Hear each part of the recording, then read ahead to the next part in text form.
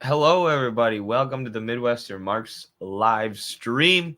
Marxism today. That's what I figured I should name this stream. We've been trying to find a name forever, but we keep dragging our feet. Marxism today sounds good. It sounds professional. Purple Blastoise says, you guys are revisionists. Tell Noah Khrushchev to go back to Europe. That's why Noah isn't with us today.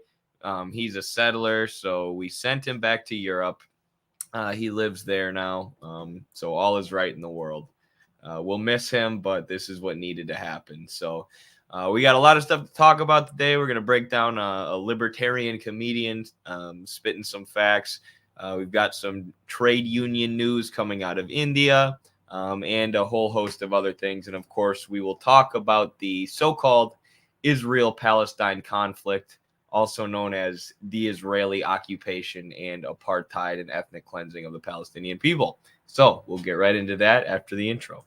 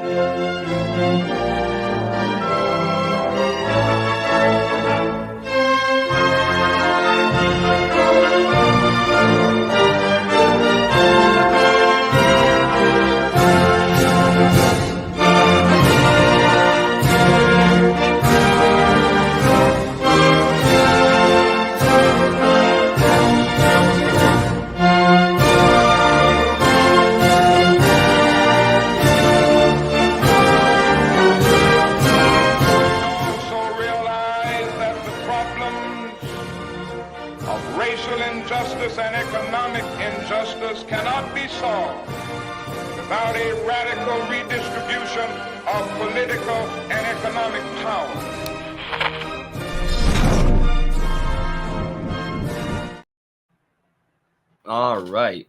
Well, Carlos is the one who did the stream plan for today, so I have no idea what's coming up, but what's the deal with this libertarian comedian?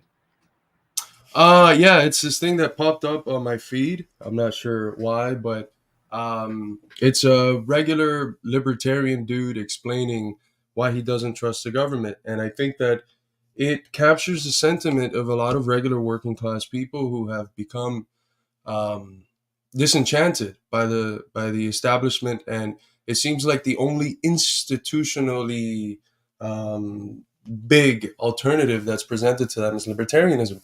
So I think it'd be fruitful to watch the video, discuss some of his points, see where he gets it right, and see where he doesn't, and what the Marxist view on some of the things that he's talking about is, and how we can get our coworkers and our family members and our friends who are in these positions towards a more Marxist, more correct, more concrete analysis of the thing that they're interpreting. So let's pull that up. I've got it if you don't. Yeah, it's just kind of uncomfortable because it's through Instagram. So you can't pause it, I don't think. You got it? Okay. A libertarian. What I really am is I'm an anti-government human being, because you think I don't want universal health care? You think I don't want people who are sick to get the care that they deserve and need? You think I want poor people to have to beg, borrow, and steal just to feed their children? Of course I don't. I want prosperity for my people. I don't believe government can do it. That is the difference. Where people are like, if we just tax the rich more, then we would have healthcare. No, we wouldn't. We brought in more tax revenue than ever in our history last year. We're buying bombs. This is what we do. We don't buy books for kids. We don't fix the water supply in our country. We don't fix our food and supply chains. We don't invest in local infrastructure. Because our government is run by capitalists, is run by corporations, and not just that, but the healthcare system is privately owned by giant corporate conglomerates whose main motivation is profit.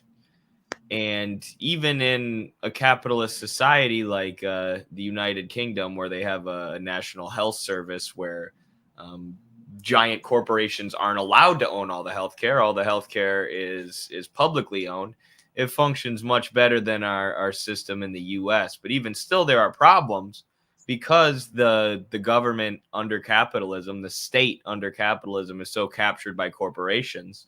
The Tories in the UK are constantly trying to cut the NHS. They're constantly trying to cut funding for the UK public health service and make it more inefficient on purpose. So then they can point to it and say, look, government healthcare is inefficient, and argue for cutting it further, which is the same thing Republican politicians try to do with Medicare and Medicaid, to government state-run programs in the United States. But they never can, because when you have a universal social program like that, it becomes incredibly popular among the population. So completely advocating for them to go away would be political suicide. But because capitalists control our politicians, they're constantly trying to cut Medicare, Medicaid, make them more efficient on purpose. And then they point to the inefficiencies and say, look, this is reason for cutting it further. But that's the problem with the libertarian ideology, is it puts all the fault on the government and doesn't look at the economic underpinnings of the government, the economic structure of society that creates a ruling class that only cares about profiteering and accumulating capital. Yeah, it's the epitome of the purity fetish ideology, but from the standpoint of the capitalist.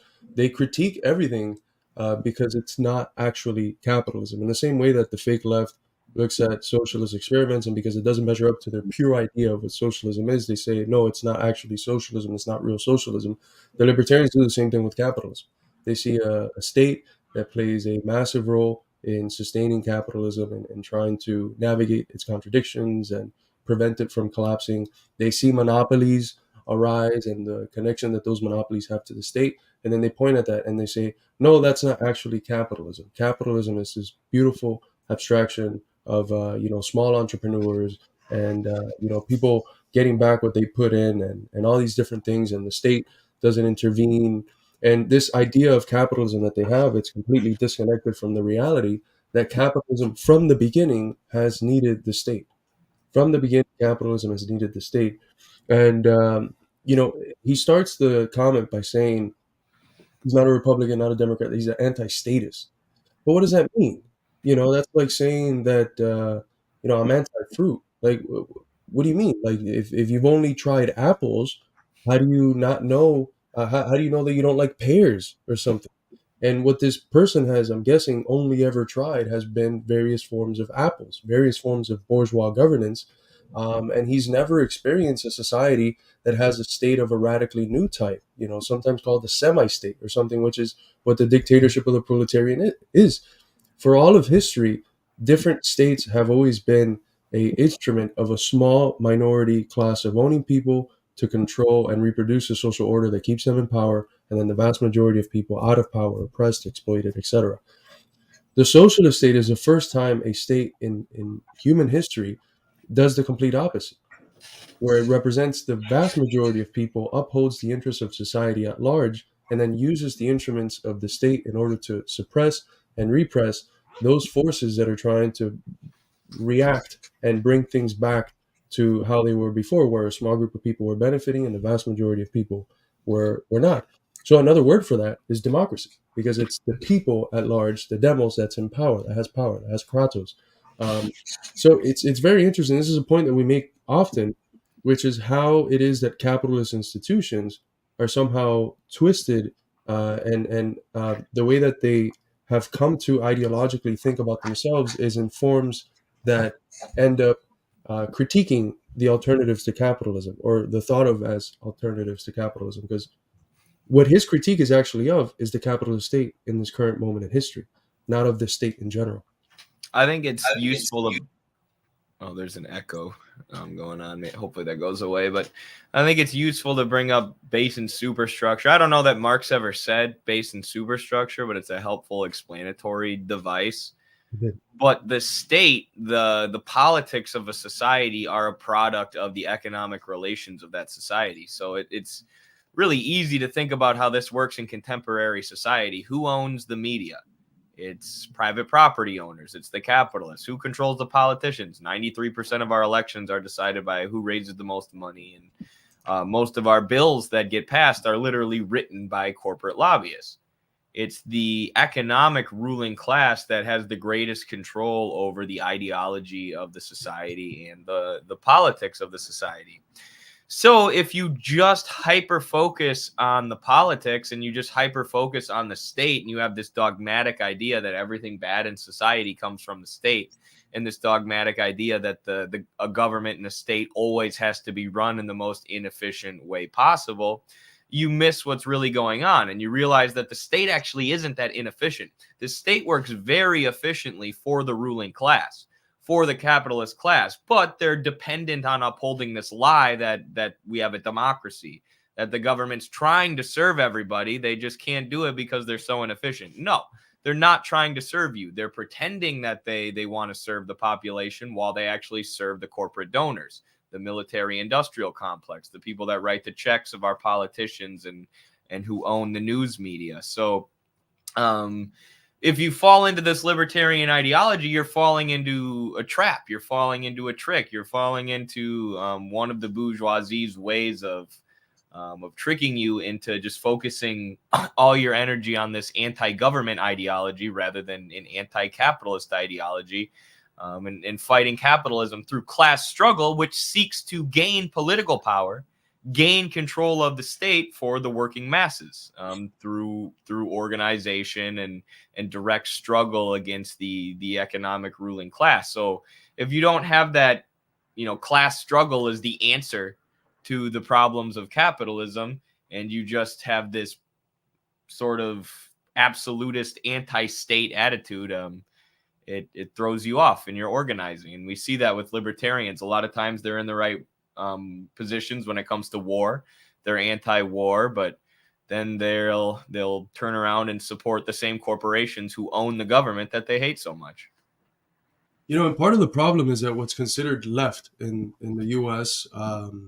Or the socialists are the social democrats, and their approach to the issues of capitalism always focuses on the moment of distribution, on how things are distributed. And so their center focus for what socialism is more tax, let this bourgeois government have more tax revenues, and then somehow it's going to benefit the people. And it never does. The guy's absolutely right. We take in more tax revenue than ever before. And what do we spend it on? Obviously, imperialism.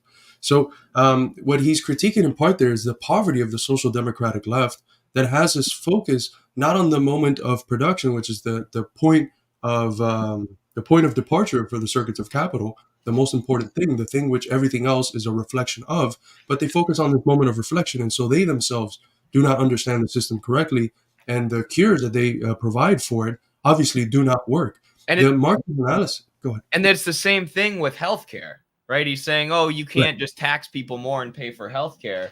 No, that's not what we're calling for. We're calling for nationalization of these giant healthcare companies, of these privately owned, corporately owned pharmaceutical companies, hospitals, ambulance companies, and especially the insurance industry, and even Medicare for all. People are talking about taxes. Really what it is a nationalization of the insurance industry, which is why it would save our country so much money, because you take out this middleman that has nothing to do with healthcare that exists between you and your healthcare. So it's not just taxing the rich and using it to pay for poor people who are ultimately, paying their hospital bills to the rich. It's nationalizing and making public the tools used to distribute healthcare, so that we're not paying the profits of bajillionaires when we go to get treatment.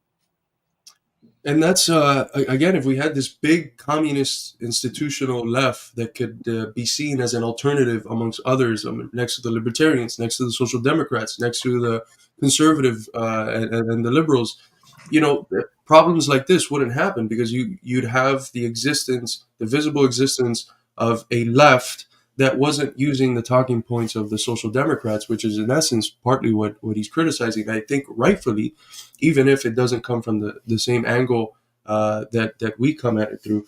Another point that he made was that he wants prosperity. Well, what have been the three examples in history where the most amount of prosperity has been brought to a people in the form of raising their living standards in speeds which are ridiculous when compared to the development of capitalism and what capitalism required. Because, in this discussion, we cannot leave out the slave trade, we cannot leave out the genocide of indigenous people and all of these other things, the process of enclosure that kicked off from the lands, millions of peasants in Europe and just left them to roam around as paupers, or that put them in clinics for the mentally ill or in jails. What are the three cases of the most rapid form of development? You have the Soviet Union under Stalin, the period of collectivization. Humanity had never seen such a development of a backwards country into a non-imperialist great power. That was unheard of within a decade or two. Then you have the period from the emergence of the People's Republic of China in 1949 up until 1978, before reform and opening up. We might be critical of some aspects of that period and the Cultural Revolution, but the life expectancy increased in those 29 years by 32. That means that on an every year basis, there was an increase of more than a year in life expectancy. It's absolutely ridiculous. The speed at which the life conditions, the standard of living increased had never before been seen. It beat the Soviet period of collectivization. And then beating both of those was the post-reform and opening up, post-1978 period of Chinese development that we're still seeing now, that has uplifted more than 800 million people out of poverty and increased the living standards of their people at speeds unheard of, without colonialism, without imperialism, without slavery, without any of the things that allowed Europe to develop. That, if you actually care about prosperity, it is the societies that have been led by communist parties that have been able to make the advances in prosperity that have been unheard of in the history of humanity. And when I was on Jubilee, it was interesting to hear the capitalists debate this point. For those who don't know, I recently went on a show where I argued for communism and socialism as an economic system against three capitalists. And a lot of them had the same libertarian bent as the comedian we just listened to, or at least one of them was this kind of libertarian that said we don't have real capitalism or whatever. But when I was explaining how China and the Soviet Union were the fastest periods of economic development really in human history, they basically had no answer. They had nothing except cope, except for saying that they were already industrializing under the Tsar and the Tsarist monarchy. And I simply said, no, they were not. They were largely a peasant society. Russia was the least developed of all the imperialist countries. And many of the soldiers joined the Bolsheviks because they were tired of being sent to fight and die in Tsarist wars for conquest, which is where all of the country's resources were going. They weren't being invested in industrialization until after the revolution. And with China, it's even easier to make that argument because you can look at China today and say, look at where the U.S. was in 1950 versus where we are now. And look at where China was in 1950 versus where they are now. And the arguments against this are very weak because it's just the reality that although these countries made mistakes, as an economic model, socialism and central planning allowed them to develop far, far faster than the capitalist countries. And as Carlos mentioned, with far less super exploitation and slavery. And another argument I've heard is Destiny made this point in his debate with Richard Wolff. He tried to point to Japan and say that Japan outperformed the Soviet Union and China. And Richard Wolff basically laughed at him and said, that it's any historian would recognize the Soviet Union kicked Japan's ass in the early part of the last century in terms of industrialization, economic growth. And, and then, of course, capitalists will try and derail the conversation to, what about the gulags, and they turn to the atrocity propaganda. But it's just freaking impossible to deny that socialism is a better model for prosperity and development. No, absolutely, brother. Thank you so much to Sebastian. Thank you so much, brother, for the $2 super sticker. The Midwestern Marx Institute is a people's funded institute. We don't have Zorros giving us money. We don't have any benevolent communist billionaires giving us money. Although if you're a benevolent communist billionaire and you're watching this and you want to give us money, we would be happy to accept it for the cause of this class struggle. So thank you so much. It's a grassroots funded institute. So these donations are tremendously appreciated, brother. Absolutely. I didn't mean to click away from that, but I see Future Homestead says Destiny is debating Finkelstein tonight. That dude must be a glutton for punishment. He's like slowly just working his way up. He's like, I'll start with Eddie and I'll lose that debate, and then I'll debate Dan Cohen, and I'll literally get like embarrassed and have viral videos of me advocating for genocide. And now he's gonna debate Finkelstein. It's just like another rung up, another rung of embarrassment. But that'll be fun to watch, I guess. At least I'll watch the clips from it. It's weird because it's kind of like a fighter that loses to, you know, a high ranking fighter, and then instead of like going and fighting someone worse to see if they can win, they keep fighting people who are higher ranked. It's like it's so weird. I mean, we can't ignore the possibility that he has some kind of humiliation fetish based on his personal life. Yeah, that's true. That is absolutely true. I have an interesting story that I want to get your thoughts on, because a big portion of the American population, the conservative side, you know, they have a big emphasis on family and family values. And what we're seeing right now in the U.S. are birth rates that are at record lows, even though the number of kids most Americans say that they want has held at a steady pace. So I think this is pretty evident, considering the material conditions in our society. It's hard to have a family in societies where people are crippled by debt, where their wages are not enough to buy the things that are necessary, and where the conditions that they live in are not fruitful. You know, they're not. They're just getting by. More than 60% of Americans are living paycheck to paycheck. They're a lost paycheck away from joining the 600,000 homeless wandering around in a country with more than 33 times as many empty homes as homeless people. And it seems pretty evident that when that's the material conditions that the vast majority of your people experience, where we have this new form of super exploitation, where we have a proletariat that's not only exploited, but that's also doubly exploited through what Marx called the secondary form of exploitation that takes the form of debt. You know, the debt slavery that most Americans are in is incredibly crippling. So you have these material conditions. Who the hell is going to want to have a kid in these times? You know, I'm crazy enough to have done it, and it's been a tremendous experience, but it has its difficulties because we don't have the material stability that would ideally be what you would want in creating a family. So, where are the conservative discussions around these? The people that supposedly care about family values, but that economically are the ones that are pioneering, along with the liberals as the sort of bourgeois duopoly, economic policies that make the conditions of Americans unbearable and that do not create the conditions for the possibility of people wanting to have families.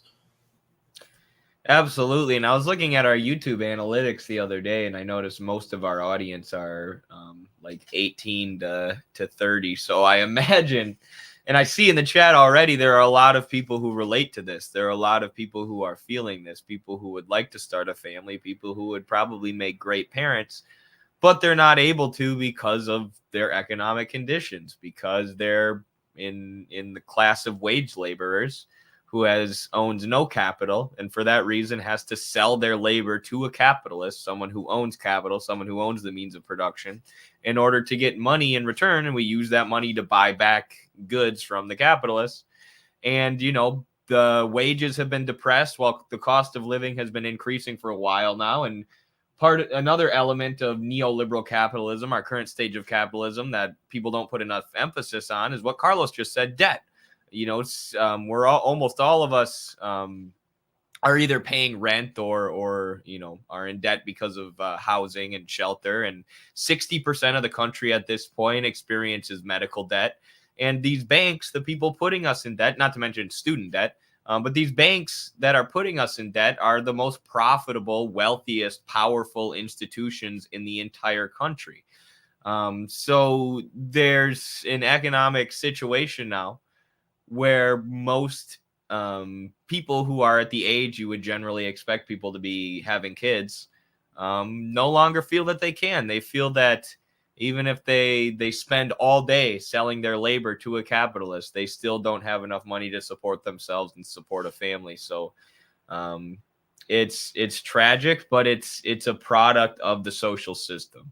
It's a product of how we structure our social system. If you nationalized a bunch of these industries and nationalized a bunch of the banks and took care of people's basic needs and made sure that working people had what they needed to survive, the birth rates would go back up. And yeah, it's tragic. Capitalism is anti-human. I've never seen a better example. Absolutely. And as Sebastian says here, not to mention that financial issues are one of the primary causes of divorce. Having these children under these economic conditions will also lead to more abuse, divorce, trauma, stress, all these horrible things that have shown, for anyone interested, the Myth of Normal is a good book from Gaber and Daniel Mate, have shown to have sometimes repercussions in the form of chronic diseases that we have come to think are just sort of luck of the draw things or genetics. But in reality, if you look at the behavioral patterns behind the people that end up developing these diseases, a lot of lives that are dominated by stress, by trauma, and all these other things that are produced in large part by the mode of life that we have, by the capitalist mode of production. Jake Scott says, yep, have to put it off. I think I'd be a fantastic dad, but I can only afford having pets. And that's tragic, because we only have one life. We literally, we can't respawn once we die and do another one, unless you believe in reincarnation. But even most theories of reincarnation, you don't remember the past life. So is it really you? But it's incredibly sad because the experience of parenting is one of the most beautiful things that human beings can experience. It's a deeply, I think, human experience and a very a drive that is rooted in the species. You want to leave a legacy concretely in the form of kids, but so many people are put in these positions where they can't have that, and it's their only life. And maybe at some point when they're 60 years old, they get economic stability, and then it's too late. It's a very tragic situation that this mode of life has produced, and it's deeply anti-human, as you said. It is. And what do capitalists tell us? They support the nuclear family, right? Everything's about the nuclear family. You need to repopulate the earth and have kids and raise them in a 2-parent home. Well, most the potential parents nowadays can't have kids because their economic conditions are so shit. Because our country is ruled by a bunch of bankers and capitalists who only see us as pawns to be exploited, to extract labor and money out of. So, capitalism is a fetter on production, not just production in terms of like industrial and agricultural production, but the production of human life. You're muted, Carlos. Oh, I was just saying, absolutely, brother. The next story I have is one from Tucker. Let me see what. Let me pull it up. Base Tucker. Base Tucker, yeah. It's important to be able to capture the rational kernel in these people, because you'll never know when you're talking to a person in your community, in your workplace, at the bar or something, who brings up, yeah, but Tucker has said these things, and you can be like, well, he said this thing, and there's some truth to this. Let's unfold it. Let me explain to you systematically why the capitalist system produces this thing that Tucker is criticizing. Let me show you the limitations of his critique, and on the basis of that, let me show you these other things and why they're rooted in the similar limitation of him not having, this framework of analyzing things systematically. So it's important to keep up with these trends of thought that a whole big portion of our population has, because ultimately, we cannot win socialism. We cannot succeed in bringing the working class to power if we do not have the working class with us, if we do not have the people. So we have to be trained in being able to convince the people regardless of their ideological starting point. We organize on the basis of class, not ideology. Where we seek to unite the working class, not everyone on the left or everyone on the right or everyone on the supposed center that doesn't exist. For their own benefit without. And most governments are run by a small group of people for their own benefit without reference to what the majority wants. And I hate to believe that that's true in this country, but all the evidence suggests that it is. In fact, it's provable. You know how you prove it? Public opinion polling. Take a look at the latest Gallup poll. Pick a poll. What are the top 10 issues for people in the United States? And then compare those to the priorities of your leaders. If you assume that just because everybody wants something, you're going to get it, think again, pal. It's very likely that, in fact, you won't get anything that you want. You will just pay for what a small group of other people want. That's the way it works. It's not just frustrating, it's a betrayal of the core promise of the country, which is the people rule. That's a criminal act. The only problem is, again, that attitude that all governments are like this, and they're and of course there are governments like China where 90% of the people support what their government is doing because their material conditions keep getting better. But what these libertarian types who are critical of the government and the U.S. and critical of U.S. imperialism like Tucker, they miss class struggle as the solution. Right. That's the importance of the Marxist framework, is it gives us class struggle as a solution. We can organize as a class politically and economically and fight back against the capitalist class and seize political power for ourselves, seize control of that government for ourselves, seize it from that small group of people that Tucker describes who currently control the government. The solution to that small group of people owning the government is the majority of the people who are united based on our class, based on our lack of ownership of the means of production, and struggling against that small group of people to seize political power for them. And that's, of course, what the libertarian types miss, but they do give often really good critiques of government corruption and imperialism. And what he says is true. There's been studies by Martin Gillens and Benjamin I. Page, peer-reviewed studies published in journals that are printed from Ivy League schools that show that if everyone in America wants something but the elites don't, it's not going to pass. Empirically, statistically confirmable, it's not going to pass. And if none of the people want something but the elites do want it, it will pass. What does that mean effectively? That the will of the people is nowhere to be found in the ruling of the politicians. The only will that you can use to correlate policies and the stuff that the government does is the will of the elites, of the capitalist class, of the monopolists, of the imperialists, of the people that own everything we consume, everything we watch, the places where we work, the people who decide when we're going to war and who with, and who we're selling what we produce to, and who make all of the decisions in our society for us. And, it's very clear that if you look at the etymology, the roots of the concept of democracy, which our founders knew very well. They knew their Aristotle, they knew their Plato, they knew the tradition that developed the concept of democracy. Democracy means power of the common people. Even the term demos is not just people in general. It means common people. It's like popular folk. And then kratos means rule. It's rule of popular people. So when a government is able to express the will of the people, then it is democratic. Or, in the words of the Gettysburg Address, Lincoln's Gettysburg Address, government of, by, and for the people. Can it express the will of the people? And it's very clear that our government has never been able to fully do that. Even though its values have enunciated that this is what it's trying to do, we legitimized our revolution, our anti-colonial revolution against Britain, on the basis of an appeal to these democratic values that we have never lived up to. So there's that gap between the values we enunciate and the actuality of what we have been able to produce. And Tucker's calling that out. He says this is a betrayal of our values. That's true, right? That's part of the discourse that we've had, which is that if the American people believe this, and we are clear and have historical evidence and present evidence to show that the capitalist mode of life is systematically unable to produce this, that only socialism can produce a society where the government is of, by, and for the people, where there's guaranteed the right to life, liberty, pursuit of happiness, all these, lofty ideals that capitalism has never realized. We have to use that.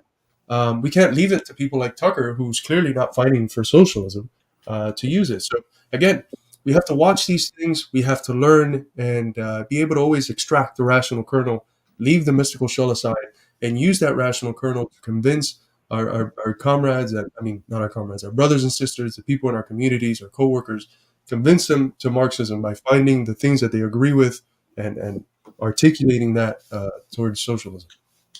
Yeah, convince them to engage in class struggle, at least, even if you don't get them to ideologically embrace Marxism. But yeah, should we go to Trump being Israel's little bitch? The titles of these, I do them at I do them for myself.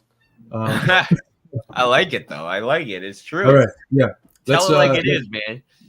Let's go to Trump being Israel's little bitch.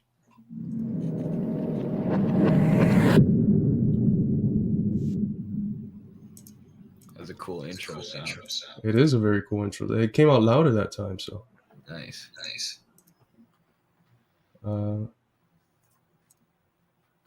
Here he has given a speech to the Republican Jewish Committee headquarters in Las Vegas, I'm pretty sure. Yep. Sheldon Adelson Republicans. And so a lot of people said that, well, let me play this video and then we'll get to it. So if you thought that Donald Trump was going to be the savior to stop World War III, watch this. When I'm back in the White House, the United States will stand with Israel all the way, 100%, without hesitation, without qualification, and without any apology. We're not going to be apologizing. We won't be apologizing.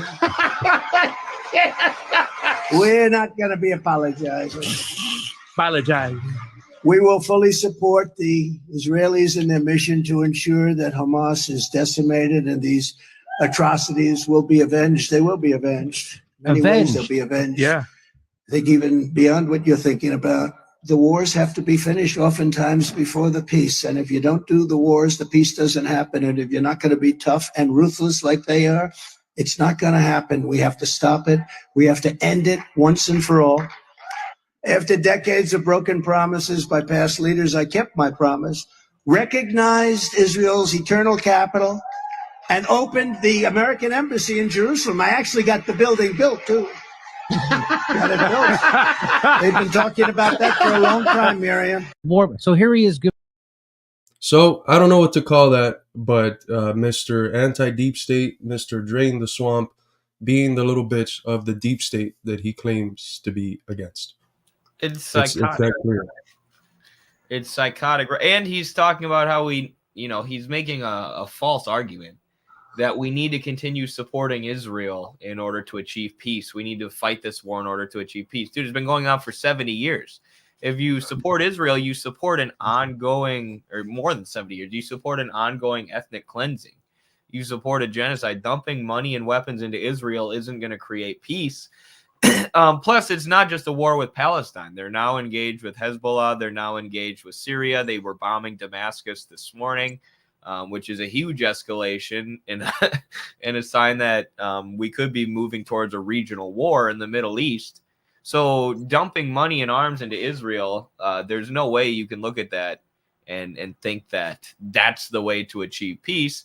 And then you just have the psychotic genocidal rhetoric as 4,000 children have been killed and 11,000 civilians, where he's cheering on Israel's ruthlessness and talking about how they need to be ruthless and saying they need to finish this, similar to Nikki Haley saying finish them over and over again. Just brazenly genocidal rhetoric from some of the most powerful people in our country. So yeah, there's anti-imperialist, anti-deep state, anti-establishment Trump. And to people's credit, I've seen a lot of the folks who really like Jackson Hinkle and the whole MAGA communism thing. That Trump speech turned them away from Trump. I saw multiple people who were saying they were going to vote for Trump, and then they're like, no, never mind. I don't see him as anti-deep state. He's gearing us up for a war with China and gearing us up for a new war in the Middle East.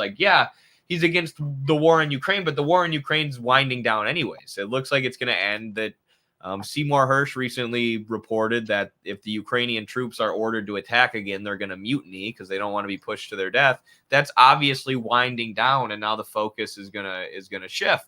And Trump is totally on board with that. He's totally on board with the anti-China rhetoric. He's totally on board with the pro-Israel rhetoric. He's no anti-imperialist hero. No, I love to see it. I love to see that clip right there, because a big part of his base has been with him because it sees him as the only viable, quote unquote, anti-establishment alternative. And it's completely bullshit. I mean, he announced his candidacy by saying, I am the peace candidate. I will bring the people their retribution. The central part of his campaign was, I'm the guy that's going to solve the proxy war against Russia on day one. 2 months into it, he's talking about invading Mexico for a drug epidemic that was produced by the medical pharmaceutical industrial complex in collaboration with the government, NGOs, universities, doctors, etc., which is, as I've said before, as stupid as invading Iraq because some CIA-trained Saudis blew up the World Trade Center. Stupid as the stupid does, though. So after that, now we have his complete allegiance and war hawkishness for a literal genocide that's funded by U.S. tax dollars, that's perpetuated by American weapons, American-made weapons. There's a kid dying every 10 minutes. Like in this pot already throughout this conversation, 4 kids have died in Gaza thanks to Israeli bombs that are funded by the $3.4 billion that we give to Israel from taxpayer money. They're using our money not to fix our infrastructure, not to give us health care, not to ensure that we have an education and don't have to go in debt for wanting to have an education, which is recognized by the UN as a human right, not to guarantee that we have food so that it's not the case that 1 in 8 children in America go hungry every night, not to guarantee that we have housing. No, they're using our fucking tax dollars to fund for war and to fund currently a genocide and an extermination of the Palestinian people in Gaza and the West Bank. It's completely horrendous. And to have a charlatan like Trump stand there and lie to the people with his sophism and tell them, I'm the anti-deep state, I'm going to drain the swamp, I'm going to do X, Y, or Z, and then fully align himself with the interest of imperialism, which is the deep state, it's absurd. And we've known this for a long time. It's not like we didn't have already 4 years of Trump. And yes, there was various areas where he was inconsistent, where because of his, sheer idiocy, I guess, but he pulled the mask of imperialism down, the ideological mask. You can't go around saying, when I was president, we almost had Venezuela's oil. No, we're supposed to be fighting Venezuela because they're authoritarian and violate human rights, not because we want their oil, right? So he brings the mask of imperialism down sometimes, and that's why he's inconvenient for the establishment sometimes, but he's still a figure that is loyal to his class, which is the class that keeps us poor and indebted. And we've known this for a long time, and that's been one of the central critiques that we've had of the MAGA communist movement, or the people that align themselves with that form of thinking about moving forward. This is a bourgeois candidate through and through, and sure, the working class base has potential, but the point is to get them away from Trump, not to sustain that Trump slogan and vacillate between. And to their credit, it's not like they've changed. All the people I know who call themselves MAGA communists have been pro-Palestine through and through, and they've critiqued Trump for this. It's not like they've been tailing Trump, No, that's true. But what's the point of if they can succeed in disconnecting it from Trump, I guess. They won. I don't know. It sure is popular. It is. Yeah. But I agree. Yeah, I don't. Even in our talk with Christian Parenti, he was talking about how Trump was a fairly anti-imperialist candidate. And it's true that a fairly anti-imperialist president, and I agree to some extent. He didn't start any new wars, and the bar is set so low. But then I feel like that also ignores the financial warfare that goes on and the different methods of hybrid war that were waged under Trump against Cuba, against Venezuela, against Iran. But yeah, the point stands that class struggle is the only way to combat capitalism, and therefore class struggle is the only way to combat capitalist imperialism. We can't rely on these demagogues to do anything for us. I don't know if people forget, but after he murdered Qasem Soleimani, a figure celebrated in the Middle East and specifically in his country, Iran, for being one of the lead figures fighting terrorism, we were very scared that the Third World War was around the corner. So there's some areas where I definitely agree he acted in ways that were inconvenient to empire, and others that he acted more of the same. More of the same that we got with Obama, more of the same that we got with Bush. So there's quite a few other stories that we can go to. There's the recent protests by Jewish comrades against this ongoing genocide that received some harassment by Capitol Police. Do you want to go to that one, or do you want to do something else? Yeah, I probably got one more in me. That one or the one of Rania Khalek breaking down the propaganda, probably. Yeah, let's do Maybe I that. got two more in me if we go quick. Let me pull that bad boy up. So this is Comrade Rania Khalek describing how it is that Israel, through its actions, actually promotes anti-Semitism, and I think it's a very, very good analysis. So let's give it a watch. Growing up Arab in the U.S., and I think probably in a lot of the West, Arabs can relate to this. You're made to feel naturally anti-Semitic because of Israel. But here's the thing, Israel put the Star of David on their flag. Israel puts the Star of David on its fighter jets. The Israeli leadership claims to be committing atrocities and ethnic cleansing and genocide in the name of Judaism. And I disagree. I think it's actually incredibly anti-Semitic that the Israeli government does that, because I think it's the Israeli government smearing Jews and Judaism by doing that. But it's incredibly unfair to demand that the people who are being subjected to that, and in the name, again, they're seeing that their occupiers have a Star of David on everything. In southern Lebanon, there are former Israeli torture sites and prison sites that have the Star of David on them. That's what they do to mark their territory. It is seen in this region, particularly in the places Israel has bombed or occupied, as a symbol of colonialism and oppression and control and domination, and nothing more, sadly. And that is because of the actions of the Israeli government. And it's like, to sit there and say that the way that an occupied people feel about their oppressors who are saying, we're doing this to you in the name of Judaism, they're saying that to them. To sit there and call those people anti-Semites in the tradition of Nazis and of European Christian anti-Semites, who are the ones who are actually responsible for the Holocaust, is so incredibly offensive, and actually is just a way to transfer white European guilt for the Holocaust onto brown people who didn't even do it. It's like there are so many layers to how messed up that is. And I'm not justifying, people in the Middle East who might have anti-Jewish sentiments. I just think that the explanation or the lens of the Holocaust and of European anti-Semitism does not fit here. This is happening in a very different structure. And it's just disgusting that such a horrible European atrocity is used to then demonize the victims. Growing up Arab in the US.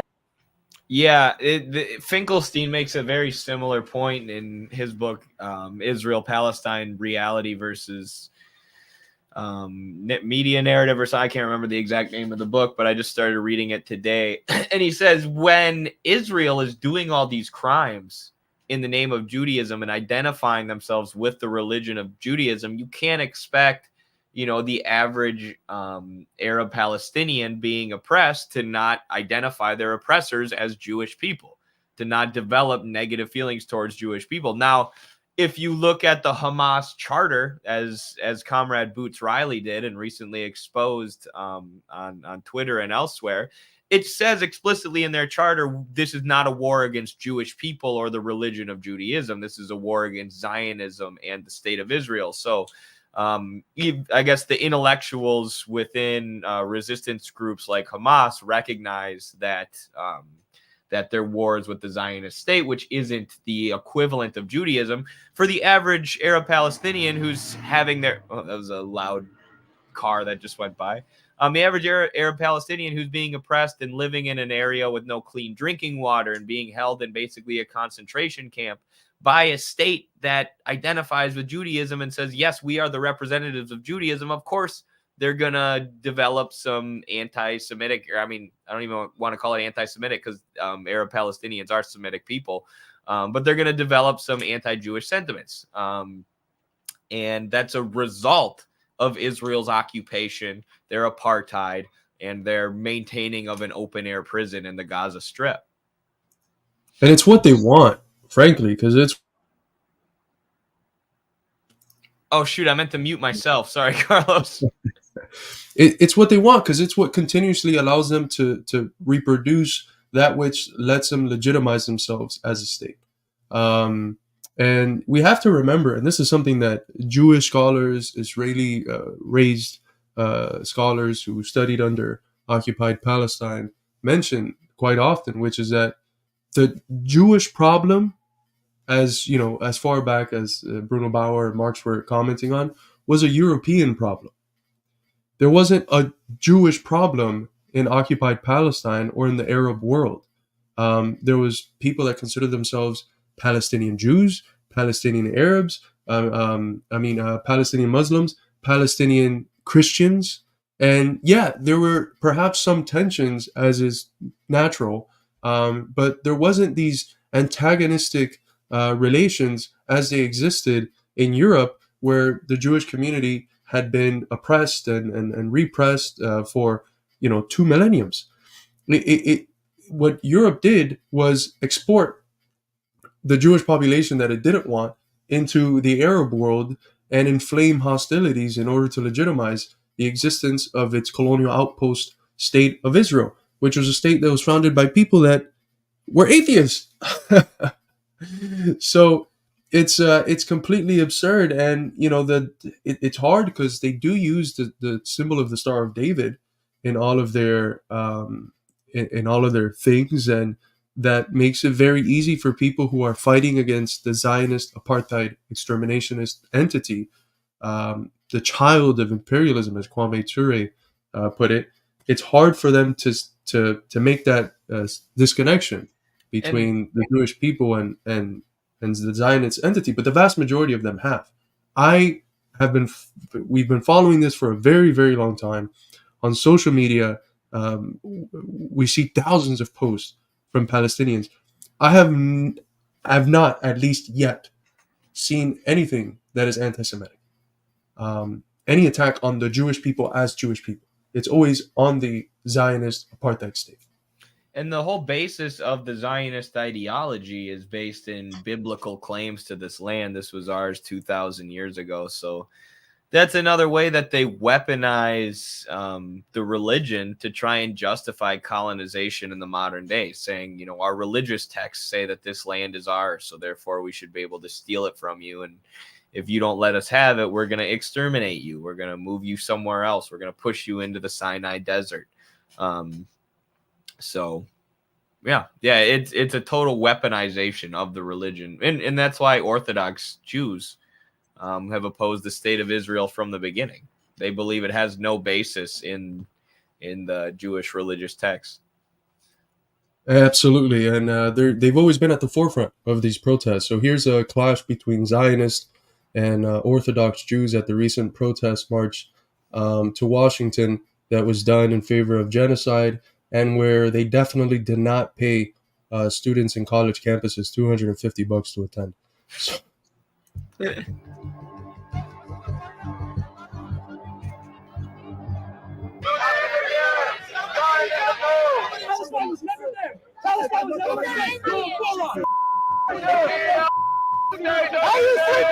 He's a garbage.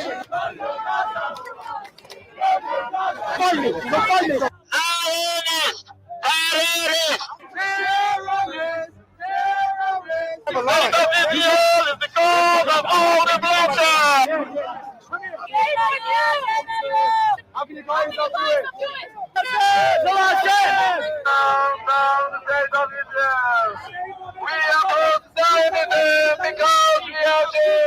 Ready, bring your sunscreen. Hell's gonna be out. Can you pause it, Carlos?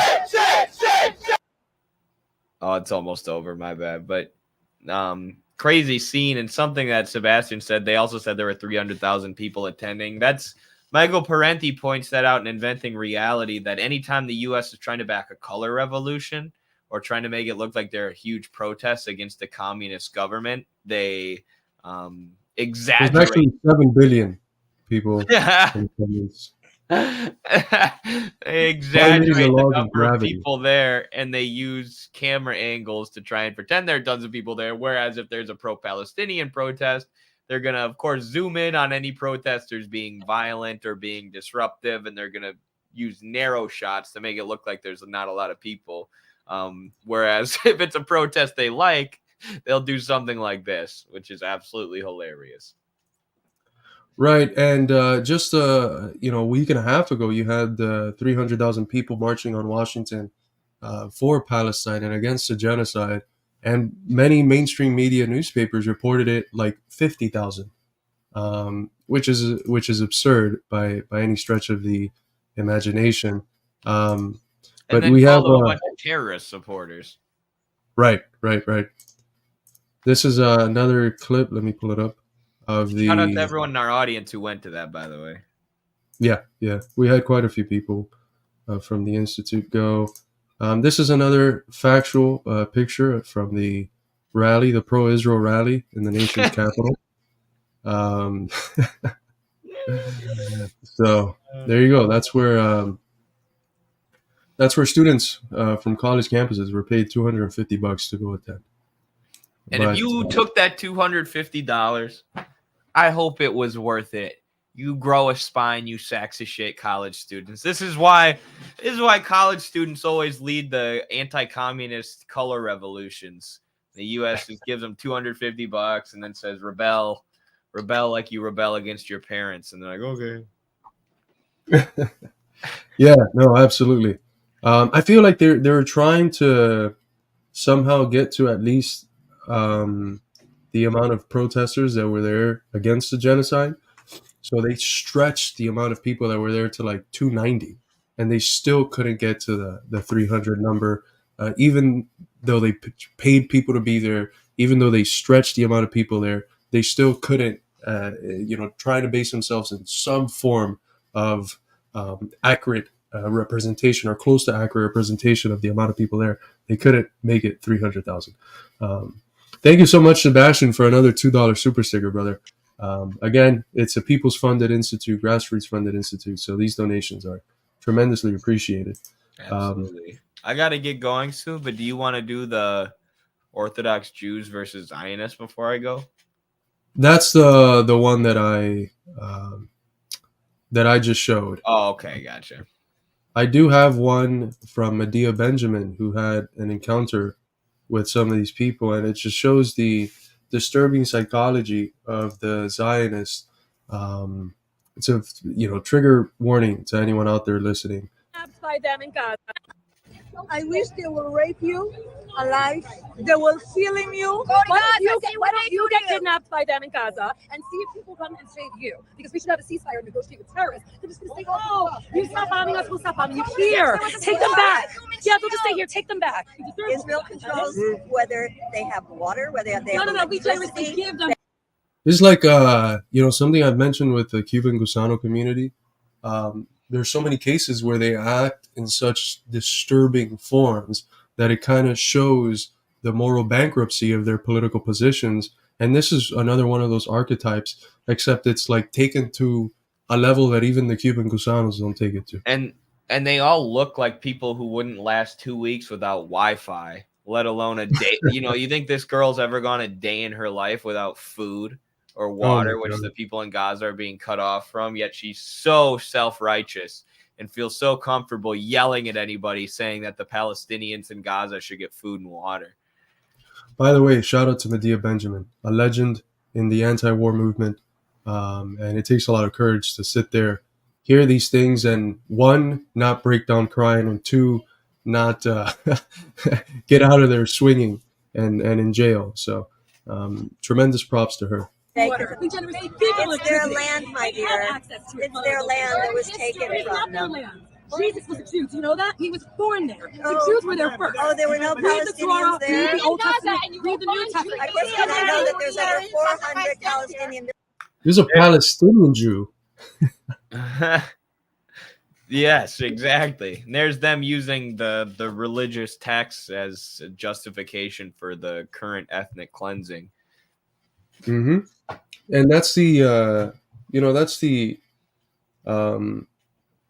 the archetype, not the archetype, but that's the epitome of identity politics.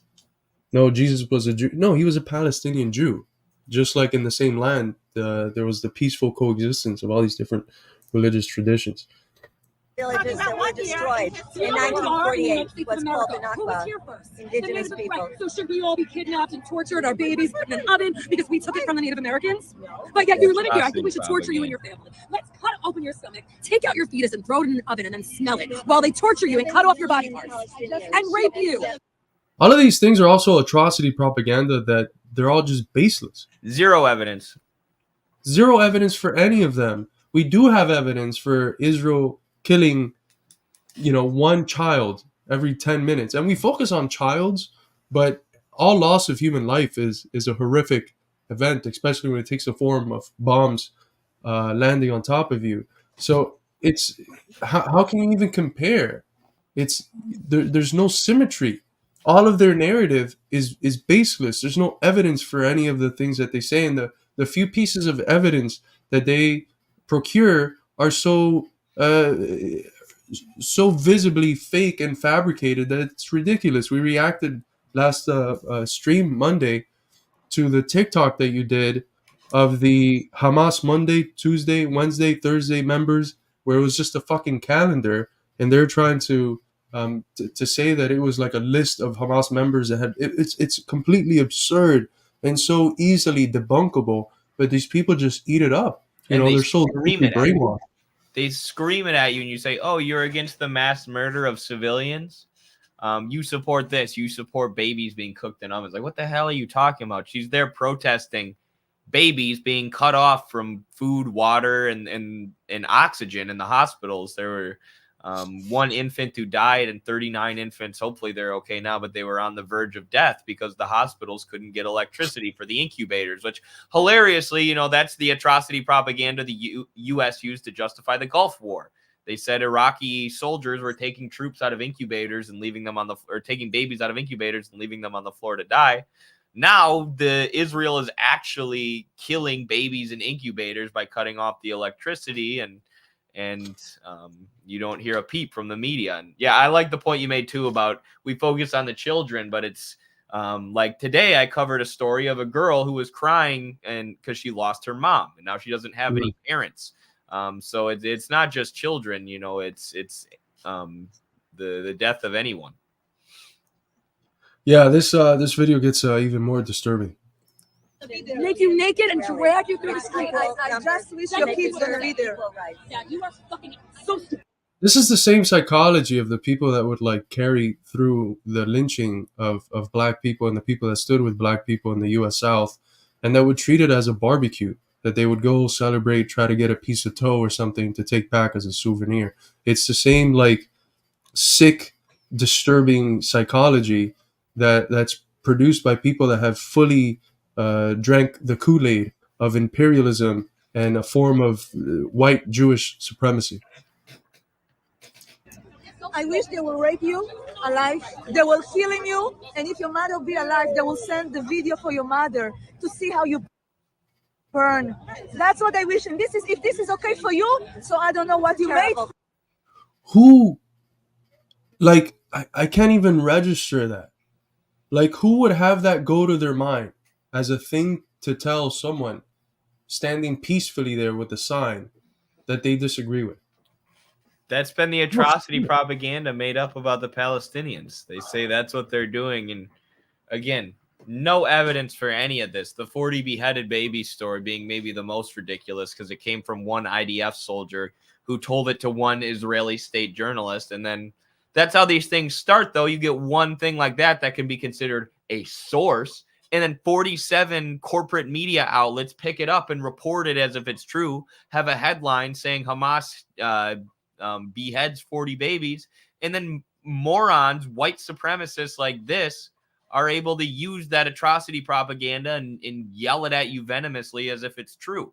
And I've had this experience in my own life. These were the same arguments a wrestling coach of mine was using, you know, saying you support babies being raped in front of their parents. Like, there's no evidence for that. And I'm the one advocating for the babies to stop dying, you stupid fuck. You're just too stupid to see it because you get manipulated by the U.S. media every single time they want to lie you into supporting something. A whole bunch of hindsight anti-imperialists decades from now, when it comes out and it's generally accepted that what's being carried forth is a horrific genocide, that's when they'll be like, oh my God, I don't understand how I didn't see it. Now I'm very clear that we should have stood with Palestine. No, we need them to be anti-imperialist now, to smell the propaganda and think through it and critique it and overcome it.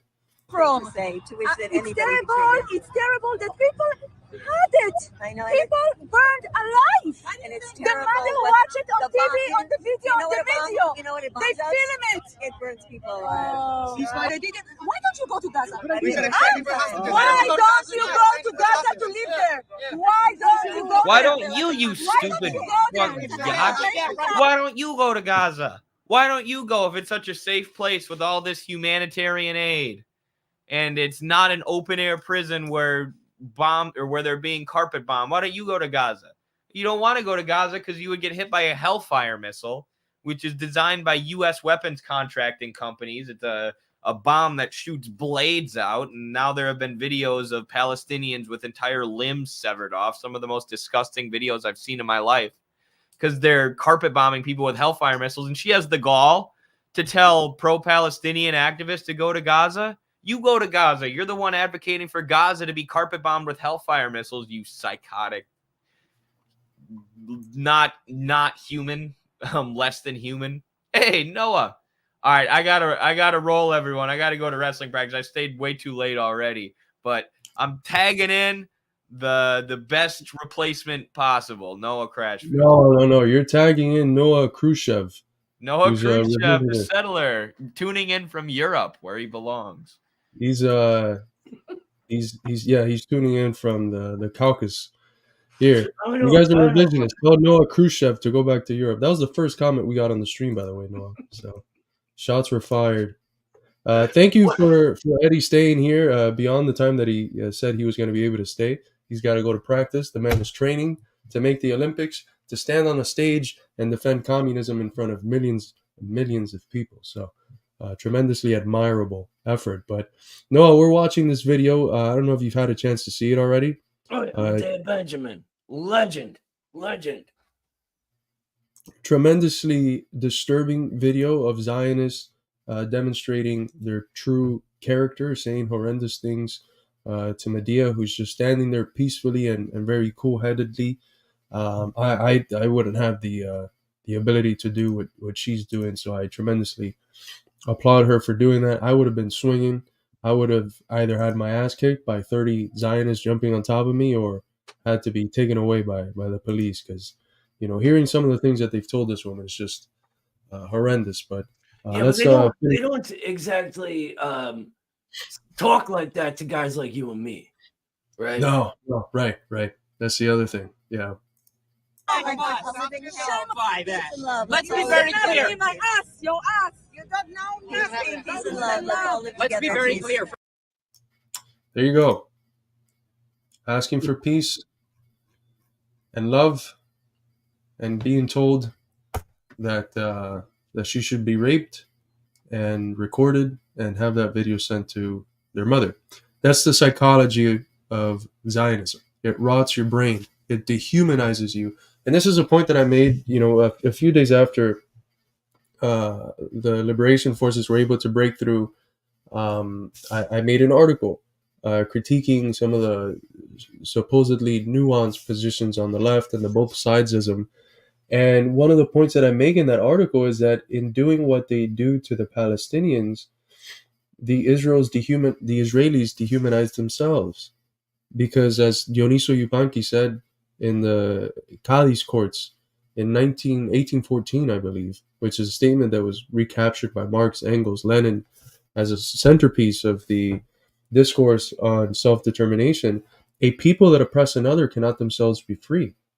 This is the basic dialectic that we get in Hegel's master-slave, lord and bondsman section of the Phenomenology. You cannot obtain the recognition you need in order to assert yourself as fully human from someone who you have made lesser than you, someone who you consider to be ontologically lesser. You cannot get an appropriate recognition out of that. And that's why the actual potential for being fully human is already in Hegel, given to the slave, given to the oppressed. And in many ways, by breaking through that relationship of domination and oppression, the oppressed creates the conditions so that maybe one day the oppressor, if they change their class positions and their psychology, can themselves be human.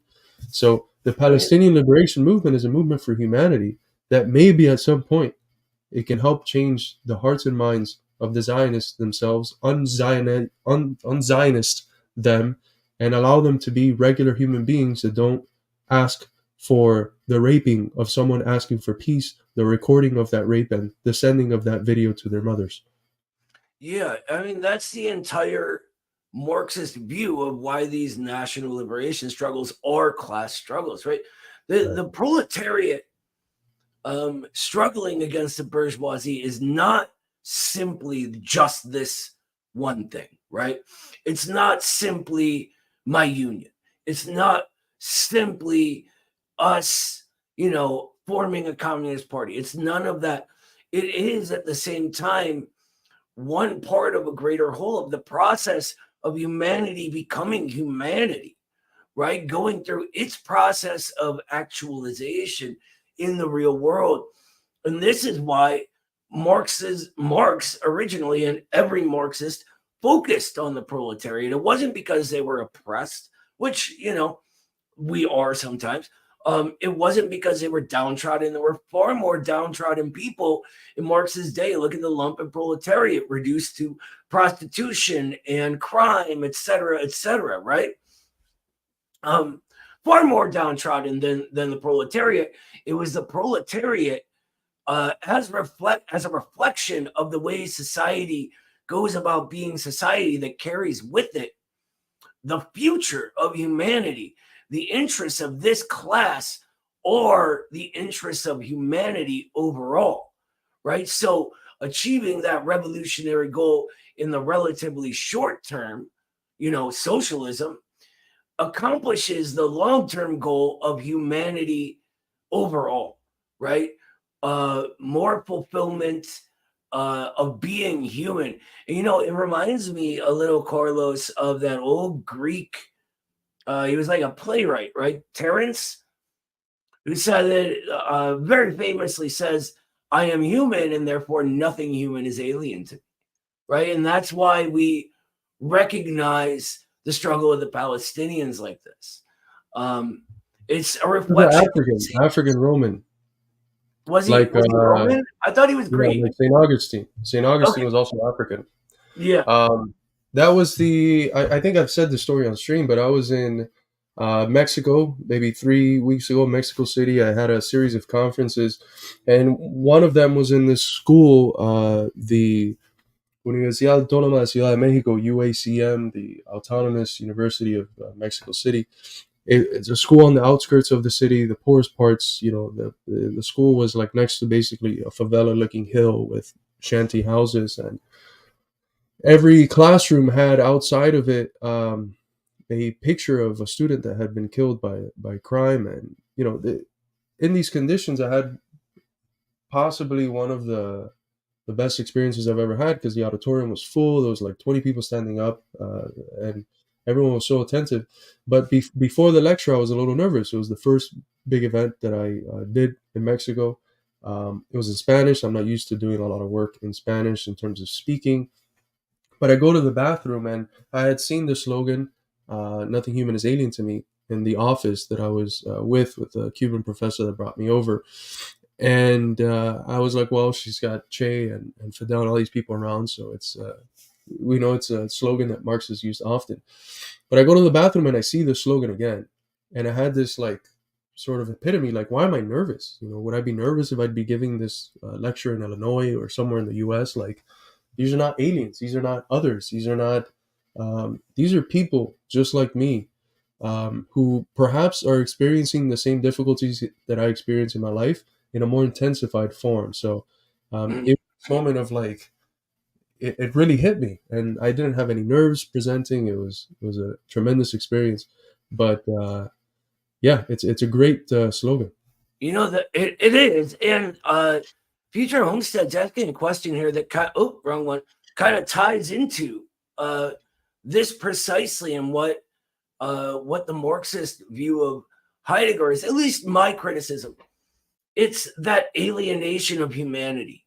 Heidegger almost axiomatically, and he has his thinking on it, but almost axiomatically takes different sections of humanity as completely alien to each other, right?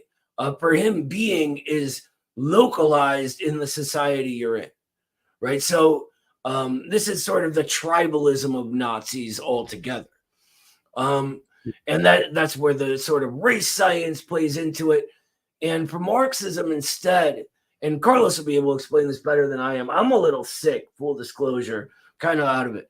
But for Marxism, each particular form society takes in time and space is only one particular form of the universal humanity, right? It's that universal finding real form only in the particular, where the truth lies, I guess, and the sort of explanation of why Heidegger is wrong. Yeah, I mean, so I happen to agree with the analysis that parts of the analysis that Lucian Goldman has in a book that he does on Lukács and Heidegger, because remember that Lukács's History and Class Consciousness comes out in 1924 and Heidegger's Sein und Zeit, Being in Time, in 27. And there's a way in which, from the standpoint of the academy that had been dominated by positivism, the development of phenomenology, Husserl, Heidegger, and others, the development of existentialism, Heidegger, Sartre, and others, and then the development of Marxism are all currents that are from various different angles reacting against the dominance of the cheap positivism and empiricism that dominated the academy. And that is true. So naturally, as all tendencies that are critiquing the sort of dominant form of bourgeois thought within the academy, there are some overlaps. And with the figure of Heidegger, his critique of the mode of engaging with the world that he called Vorhanden or Vorhandensight, the present at hand mode of engaging with the world, which is basically just engaging with the world in terms of substances. Like you separate these substances from everything else that it's existing in an interconnection with in order to study that substance.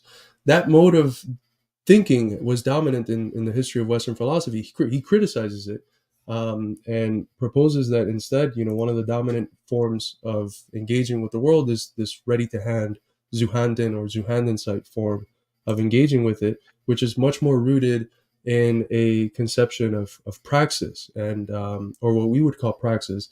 And also his concept of being, sign with a capital S, is basically some form of a concept of totality. And there's the most valuable, what I have found as someone, I'm not a Heidegger scholar. That means that, I'm not writing for Heidegger journals, but I have read Heidegger. And I think that the most rational parts of Heidegger are things that are already in Marxism in a much better, more developed, more concrete, more refined form.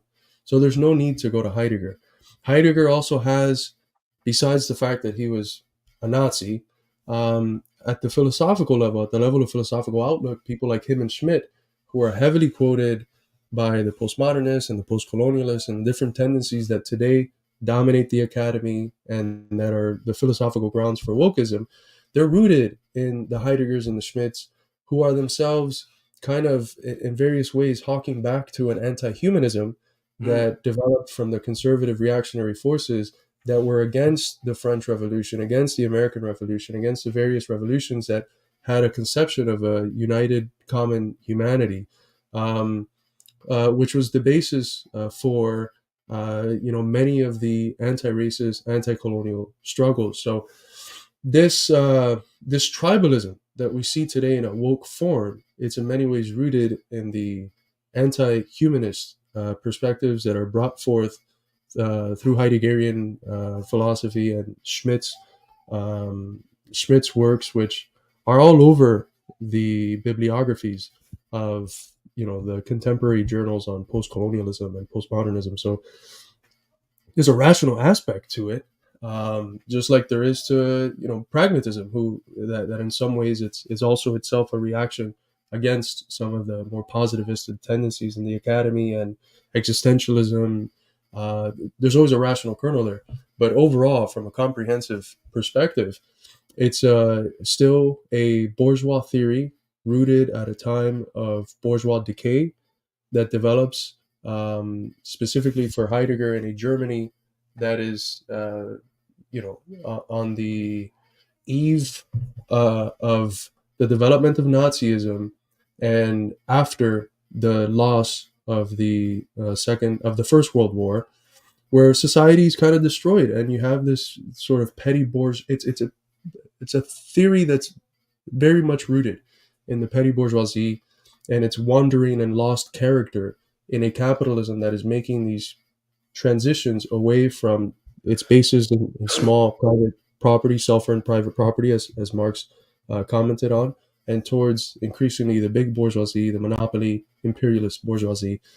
And one of the better critiques of Heidegger is actually given by Lukács, who is someone that Lucian Goldman argues that part of the best ideas from Heidegger are taken from Lukács, the critique of reification and all these different things, the notion of totality, which is troublesome in how it is presented in History and Class Consciousness, because he's going through this period of transition from like an idealism to a correct materialist dialectic. And if you want a good critique of that 1924 text, I recommend not only reading In Defense of History and Class Consciousness from Lukács, which is a text that's posthumously published, where he criticizes his the idealist tendencies in the 1924 text, but also reading the critique that Abraham de Boron wrote of Lukács' text, which is incredibly well written. So yeah, I hope that answers the question. And then some, brother. Future Homestead had a bit of a follow-up, just saying that he was only coming up with the fact that Heidegger is an irrationalist, which is true. And I was trying to bring out one of the books that I'm actually going through right now by Lukács, which is The Destruction of Reason, which is where he critiques Heidegger for this specifically. And if you remember when Carlos was saying that, a lot of this is based in the reaction, like where the word reactionary comes from, the reaction to the French Revolution, the conservatives, right, that were rejecting, what is it, the kingdom of reason, they used to call it, right, and rejecting what turns into rationalism. And so this is like what bases Heidegger's thought, and that's why you hear him called irrationalist. If you got a few months, I highly recommend Destruction of Reason by Lukács. We had a couple other really good questions while you were explaining that, Carlos. I'm gonna take a stab at one right here. Real quick, I want to show this one first. When are you guys having your next Marxism class? We have one going on right now on Palestine, which is every Tuesday. I don't have the exact info because my notebooks where all that stuff is written down are all gone.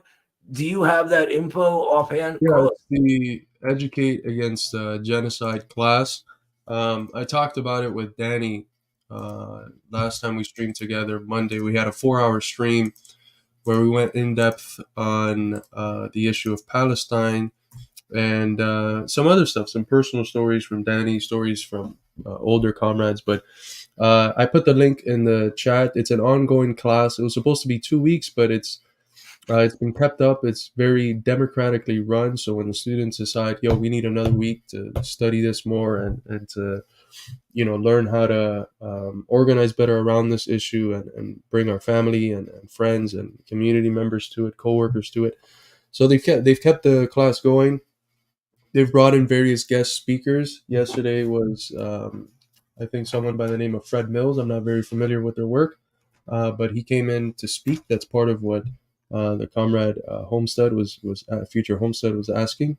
They've also had students from the institutes like Sam Dixon, who have led classes. He led a class on the PFLP some weeks ago. So if anyone is interested in that, you can sign up. I think the baseline price is like $10-20, and you're free to donate more if you're interested in both helping the institute and helping the cause to stop the genocide on the Palestinian people. Yeah, thank you. I'm also going to be running Basics of Marxism again very soon. There's not a solid date from me yet because we're going to have a big chunk of students from one organization. So I need to coordinate with them. That one is, you can find the initial class free on our YouTube, but this is going to be probably a little different than that was. It was sort of, we were learning how to do it at the time.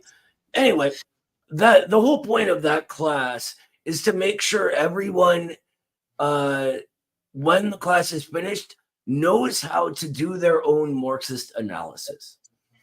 At the very least, understands all of the distortions and knows that Marxism isn't, a recipe to bake a socialism pie or build, a socialism shelf or whatever, right? It's a world outlook and methodology for understanding everything in the entire universe. I mean, we apply it to society, right? But it's to understand everything with. And so this class is designed to give you guys the tools to do the basic analysis yourself. That'll be sometime within the month. The class, I believe that one is a $30 donation, but again, you can donate as much as you'd like. Thank you for that. What I'm really interested in, though, is this question here.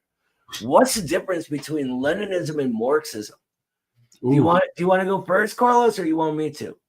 Well, it's the difference between an acorn and a oak tree, which means that it's not different. It's the same thing at a different stage of development.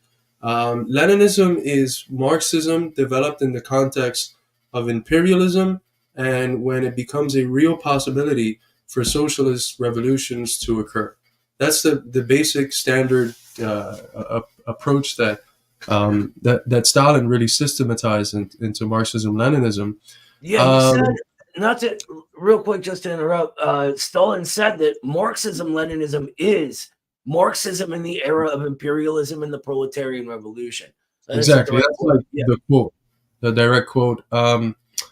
I also think that in being that, there are insights that Marxism-Leninism advances. For instance, one of Marx's views was that with the development of capitalism globally, there was going to be the same process that happened in the imperial core was going to replicate itself in the peripheries, such that there would be industrial development in the places that were being colonized and under the boot of imperialism. That would create a proletariat there, and they would create, therefore, the conditions for the possibility of socialism along the same route as what he saw Europe going to take eventually. That obviously has not happened. We've seen that imperialism has been a force that has stifled development in the periphery, that has kept the world poor while enriching only the center, the metropoles. So that is an analysis that Leninism develops within the Marxist tradition with the Marxist framework.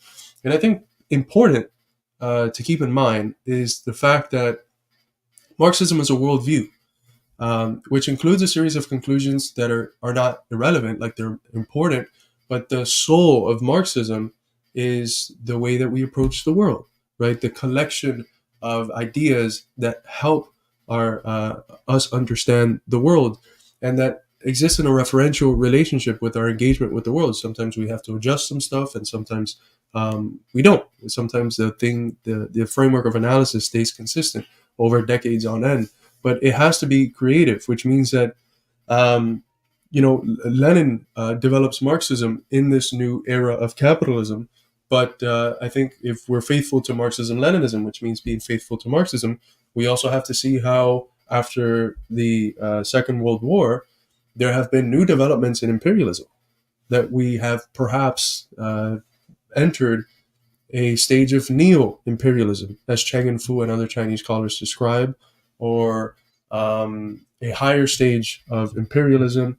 Some people, the tradition of Nkrumah calls it neo-colonialism, the highest stage of imperialism. So there's various ways of describing it, but I think the concept is that after the end of the Second World War, the development of the UN, the IMF, the World Bank, all these institutions that are going to be the centerpiece of our era of imperialism, we have a new era, a new stage that has emerged in the consolidation of finance capital and in the control, the imperialist control over the peoples of the world. Yeah, and this leads to 2008, right? 2008 is a turning point in the world. Imperialist capital, the same, thing it used to be, changes at that point.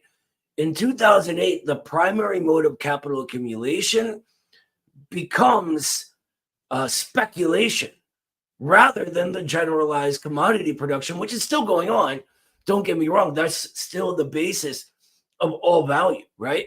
But speculation, and then from there, currency exchange manipulation, interest rate manipulation, and futures and security manipulation to even all that out and go back and forth becomes primary. And this is part of what leads to the necessity of the same sort of thing Lenin did, right?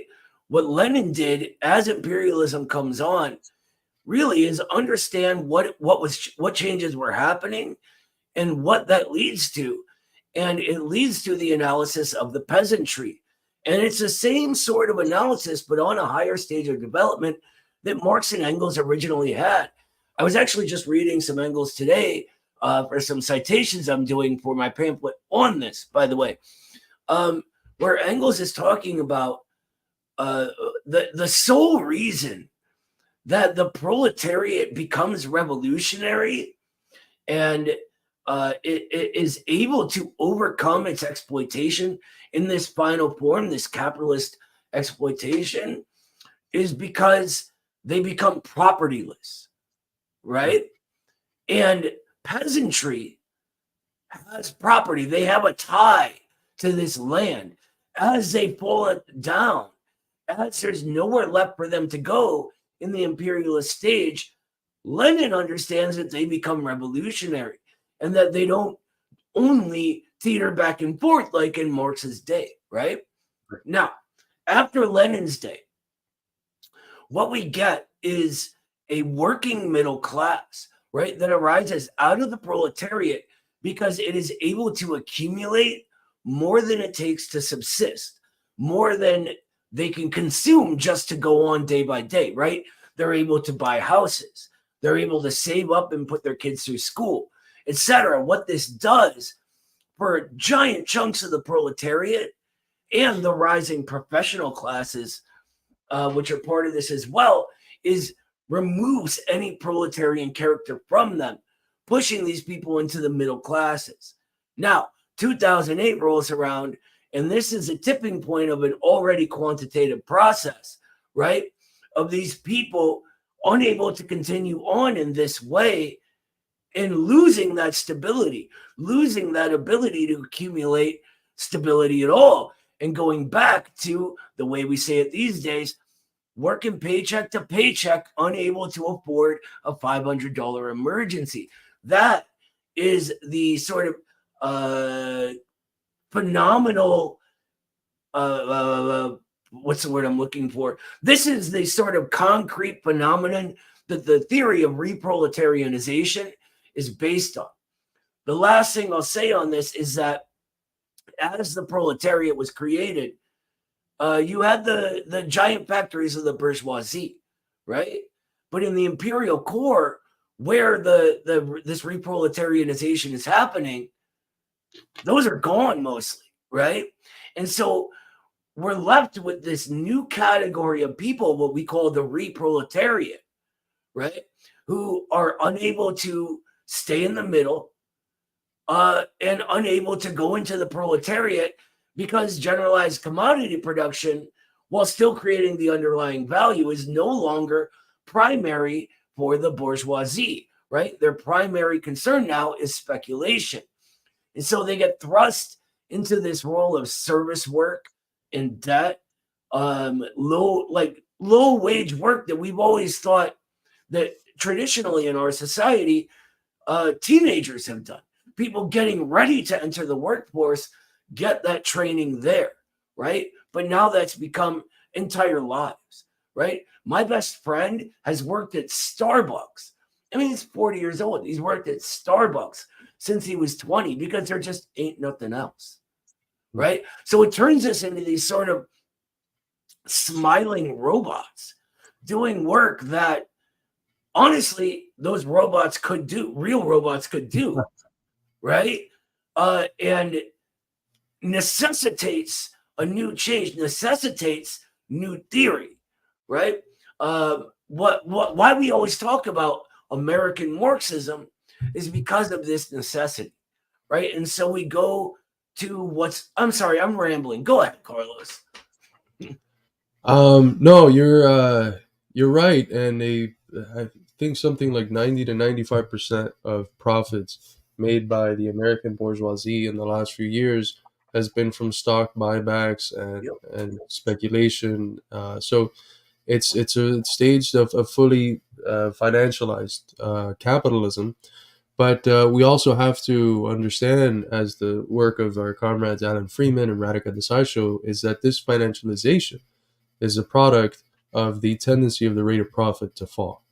You know, in the crisis of the 70s, the bourgeoisie is faced with two choices when it comes to reinvesting their capital. Either they go abroad to find cheap labor that they can super exploit so that it's worth continuing to develop productive capital, and that did happen. Or at home, they have their focus on financialization and speculation and obtaining money from rents and emphasizing an even more parasitical form of profit acquiring. And that's what's happened. On the one end, the productive jobs that have been shipped have been outsourced to other places of the world, and full financialization has occurred here. And the way that has reflected itself on the working class has been in the tremendous indebtedness that we have been forced into.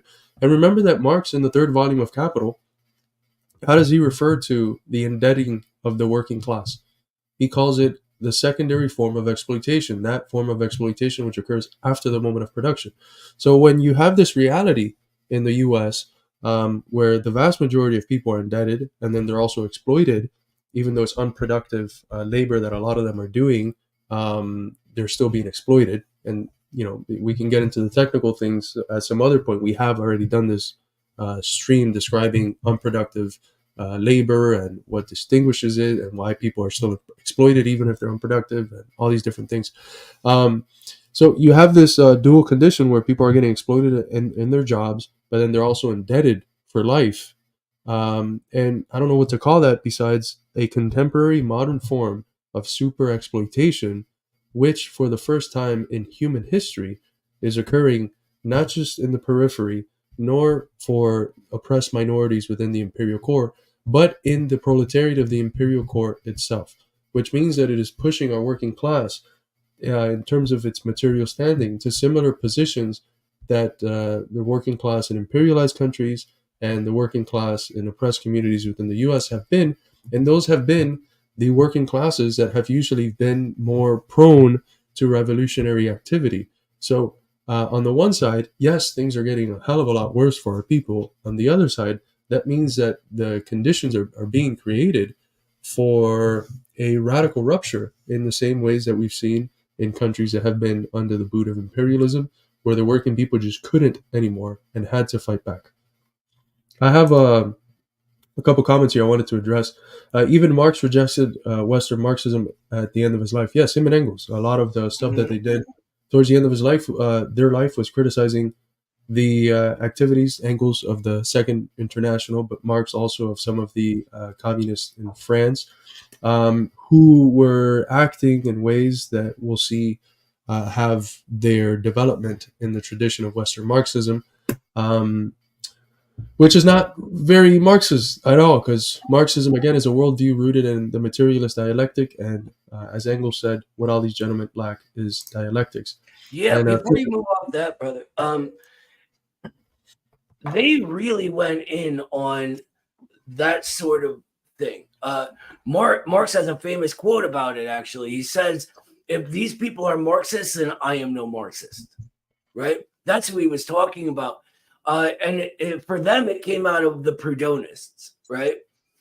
Which even today, very based in Proudhon, and every time Engels like really rips into Proudhon at some points, but he basically says anytime Proudhon backs himself into a corner or starts being contradictory, he goes to his token eternal justice, right?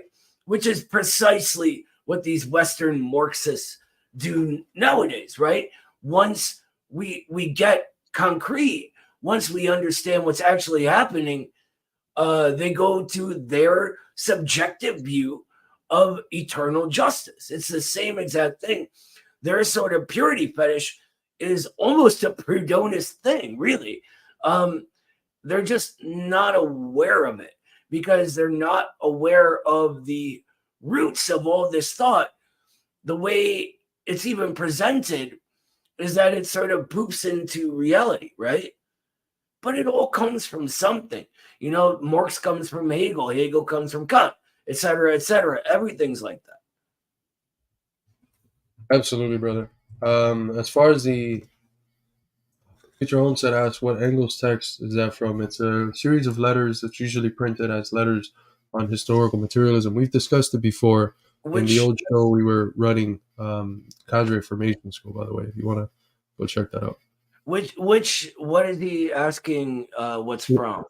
What all these gentlemen lack is dialectic. Oh, is that, wait, what is that from? I've been looking for that specifically. It's the letter to Schmidt, Conrad Schmidt, early 80s letter. It's in the collection on letters on historical materialism. I have that right here. Okay. Wahaz means when he says that Western Marxism is Marxism without Engels. Yeah, that's exactly what it is. You can't cite favorably Engels in Western Marxist journals, academic journals. You're seeing they look like condescendingly down at you if you see Engels favorably, and this is an old thing, you know, that is rooted in the Second International and also in some other tendencies. Lukács is kind of to blame here. He's got his 6th footnote on the first essay on Orthodox Marxism of the History and Class Consciousness book, where he criticizes Engels for extending dialectics to nature, following Hegel, which he wasn't following Hegel. That's, you know, one of the issues of Hegel, that he doesn't extend dialectics to nature. It's spirit that is the source of the dialectic that we see in nature. When that second part of the encyclopedia, when you get to nature, it's spirit externalizing itself, not a dialectic that's rooted in nature and then that we reflect on it, as the, you know, Marx's materialist approach to the dialectic would argue. But it's a baseless division of Marx from Engels. Marx always endorsed what Engels was doing. Some of the major texts that are used to criticize Engels, like Anti-Düring, it was something that was proofread by Marx, and then Marx wrote the 10th chapter. One of the chapters in the section on economics was written by Marx, on political economy, excuse me. So it's absurd. They always collaborated. They had a very clear-cut division of labor. When Engels was working steadily on his dialectics of nature, he was in constant contact with Marx, who approved of it. So what they always try to do when they divide Engels from Marx in this very baseless form is hawk back to a pre-Marxism Marx, and the Engels debate kind of ends up overlapping with the debate on the old and young Marx, which takes place sometime after the publication of the German ideology and the 44 manuscripts in the 30s by the Marx and Engels Lenin Institute in Moscow. And what they want to do is create this division, which this is all that bourgeois theory always does. They divide the young Marx from the old Marx. They divide Engels from Marx. Isolation. Right. And then Everything some of must be isolated. them that like Lenin, they'll divide the pre-1914 Lenin from the post-1914 Lenin. So they look at the world and they just see divisions everywhere. And that's part of why they're not Marxists. Instead of seeing divisions, we should see the world how it is, which is in a constant state of movement and interconnections with everything else. But if you want to read more, I put a link in the chat to the review essay that I did on Kankangal's book, Frederick Engels and the Dialectics of Nature. He's got a really good chapter in there on the Engels debate. There's also a Hegel debate, question of the relationship of Hegel to Marxism. Elena Sheehan, who wrote Marxism and the Philosophy of Science, and who recently wrote a book. I'm forgetting the title of the book, but it was published by Monthly Review. We're going to be interviewing her sometime in December. She also has a really good section on the Engels debate and showing how baseless the thesis that there was this split was. And I would also recommend Paul Blackledge's article for Monthly Review on the Engels debate. It's another really good one, but there has been a sort of Engels renaissance in the sort of academy, the academy that has a foot in the academy and a foot outside. It's been spearheaded by the people from Monthly Review and John Bellamy Foster, who loves Engels and who sees him as, in many ways, the centerpiece behind his work on Marxist ecology. But yeah, that Western Marxist tradition has always limited the sphere that Marxism can comment on. First, it was Lukács by saying that Marxism cannot comment on nature, that the dialectics is a social thing that requires this unity of thought and action in order to produce an analysis of this dialectic. That we should focus on that unity of thought and being more. That's the essence of dialectics. Real quick, I'm going to interject on that specific subject. Ilyankov goes further into it. Go ahead. Yeah, there's a continual limiting of what Marxism can comment on, and then this just takes off with the development of postmodernism and the postmodernization of Marxism. That ends up, even the idea of thinking about Marxism as a worldview, which is how the Marxist tradition and the Marxist-Leninist tradition has always thought about it, is considered ludicrous. And this, a lot of this is also politically motivated as a reaction to actually existing socialism, and a lot of these positions are funded and proliferated by the ruling class in order to create that compatible left that says to be anti-capitalist, says to be Marxist, but that is always anti-socialist, and anti any experiment that challenges imperialism. So, a lot of moving wheels. But if you want to read about that Engels debate, check out the review essay that I put in the chat earlier.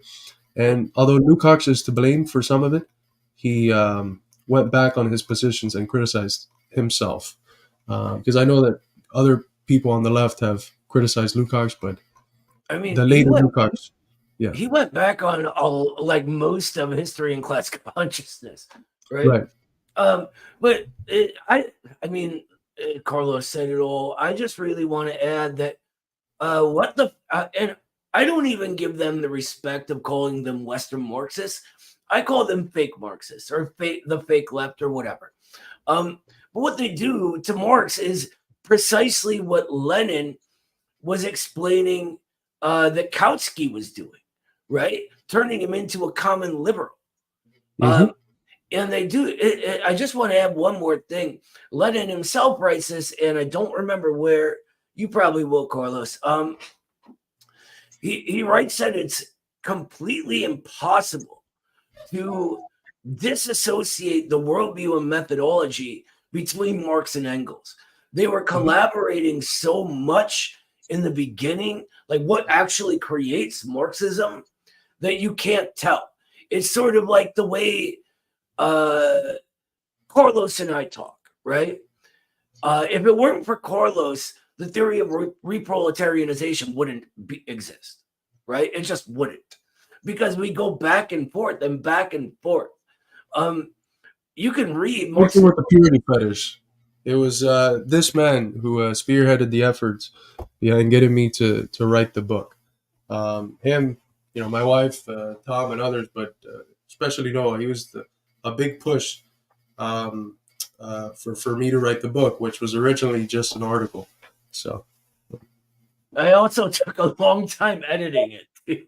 Yeah. Carlos has a tendency to write the way he speaks, which is awesome. But he speaks a lot like an academic sometimes, and I'm like, we gotta streamline this, brother. But it's honestly like that book for me, I feel is one of the most important things I've ever done. I highly recommend anyone who wants to understand the problems of American society right now and the left in general should read that book. Not just because Carlos wrote it, because it's genuinely new theory, the new theory that we were talking about maybe 20 minutes ago, half hour ago, coming into being right now. Thank you, brother. I really appreciate that. Future Homestead, thank you so much for the $5 super chat, comrade. As you all know, this is a people's funded institute, so these donations are tremendously appreciated. You don't know how grateful we are for them, and they're the basis of most of the things that we're capable of doing at the institute, the publishing press, all the other stuff. So thank you so much. You wouldn't hear Carlos right now if it wasn't for that. Because he didn't have the microphone. Also, I apologize. I guess it's Emily. I called you a dude earlier. I had no idea. I'm sorry. She has Frida Kahlo on the picture, so That's true. Frida Kahlo is such a badass. I'm just stupid. Slept with Trotsky, then became an ardent Stalinist. I'm revising. Like, who was the guy that called me a revisionist and Khrushchev? I don't know. Noah Khrushchev. That's got to be the new name. And Noah's like Khrushchev gets a bad rap. I'm sorry, he does. Like all these, like the new tankies, bring that reproletarian sort of team sports attitude into it, right? And Khrushchev, while he is responsible for a lot of negative things, he's also the guy that stood up at the UN, straight up said to the Americans, banged his shoe on the table. But my favorite is when he goes, "Your children will be communists. You're welcome." That's badass. That's just awesome. I don't care where you're from. Yeah, that is pretty badass. Fuck de-Stalinization, though. Right? Well, and like it's like where he came from, that sort of sleazy political maneuvering in the Soviet form. There were so many people doing similar things to him. And Stalin was such a beloved figure that they had to try to do something because nothing could ever equal Stalin, right? Stalin is the guy that beat Hitler, that brought industrialization to the entire country, right? That was like the symbol of freedom all over the world. So like, here's this guy who's kind of middling, not a very good Marxist, suddenly in charge Like they had to, rather than, and this is a middle class thing, by the way, he's from the sort of middle class part of the peasantry. Anyway, he finds himself just in this shadow, right, of Stalin. And in order to get things done, that's what they thought they needed to do. They did not need to, by the way, as we know now. But yeah, it's horrible tragedy. Yeah, I agree. By the way, Frida Kahlo she was sympathetic with Trotsky, but she ended up siding with Stalin. So that's what's left out of the movie and of most commentaries. But let's get back to the stream plan. There's a few really good things that I wanted to have a chance to. Huh? There's a plan? Yes. So I was able to get through like half of it in the first half of the stream with Eddie, and now we're gonna get through the other half of it. So I want to pull up here a very interesting video from a young black comrade who is speaking absolute facts on the issue and forces us to analyze like this dual race, that the way we've been framing it following Danny has been that we have a dual race. We have a race for a ceasefire, and then a race which is the anti-colonial struggle for the right of return and for the establishment of one secular state where people can live freely and there's political equality regardless of whether you're Jewish, Muslim, Arab, whatever, Christian, it doesn't matter. So let's give this video a watch. Say this all stop tomorrow. What kind of world are we going back to? The government has been blatantly lying to our faces for 30 non-stop days now, and every time the truth comes out, it's somehow even worse than what we thought. A video was released this morning of an Israeli Apache helicopter on October 7th firing missiles and killing the fucking festival people. They also admitted recently that they had to make the difficult decision to kill their own civilians that were just chilling at home to get some of the Hamas guys. They killed their own niggas and filmed it, then blamed Hamas so they could kill Palestinian civilians. These niggas are evil. Our government, using billions of dollars that they never had while we were struggling to survive, almost unanimously supporting and funding a literal genocide. Okay, I feel like with our tax dollars, our fucking tax dollars are being used to carry forth a genocide. So I love this so much because it brings into question like what so much of the left misses. Like they'll develop a skepticism for the government's narrative and then they'll just lose it when some new shit pops up. It's like, how are you going to trust the same people that lied to you repeatedly?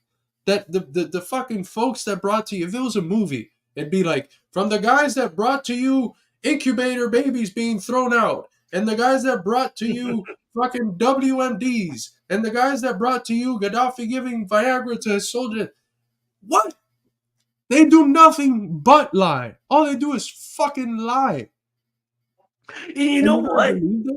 We talk about this all the time. People get that in the abstract. The government lies, the media lies, right? But somehow, when it comes to each particular kind, like lie, they're able to convince each person. And what is that? That is an ideological problem. That is forcing us to think in isolation, right? So we don't see the entire history of they can never be trusted, right? Every time there's a war, they are lying. It is for money, right? Every single time. But when it comes down to the next one, oh, you know what? There's a Uyghur genocide for real, guys. Oh, you know what? The Ukrainian neo-Nazi coup government, they're not Nazis at all. There's no Nazis there. Putin's just evil and trying to conquer everybody, right? Assad is gassing his own people as we actively occupy the fucking part of Syria that has all the oil. Mm-hmm. And what's the solution? The solution is Marxism, right? Yep. This is why the most That any revolutionary movement needs the most revolutionary theory, so we can see through these kind of things and help each other with that, right? It ain't like we're telling you guys this stuff. You guys know this stuff. We help each other, right? And that's important. Absolutely. And by the way, Israel just bombed, and this gets back at the point that Maduro has been making. Like, Israel's war right now immediately is against the people of Gaza, but Israel is the colonial outpost of the US and of imperialism in the Middle East. So its war is broader than just Palestine. It was just bombing South Lebanon and Syria. So, I mean, it's a war against humanity because it's fundamentally an imperialist project. But let's keep watching. Real quick, I wanted to, and we'll let's get to this after the video. I just don't want to forget on the issue of lying and believing lies.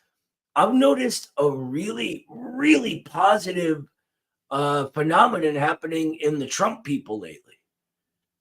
All over today, specifically, I'm seeing MAGA people, Trump people, talking positively about China and Xi Jinping.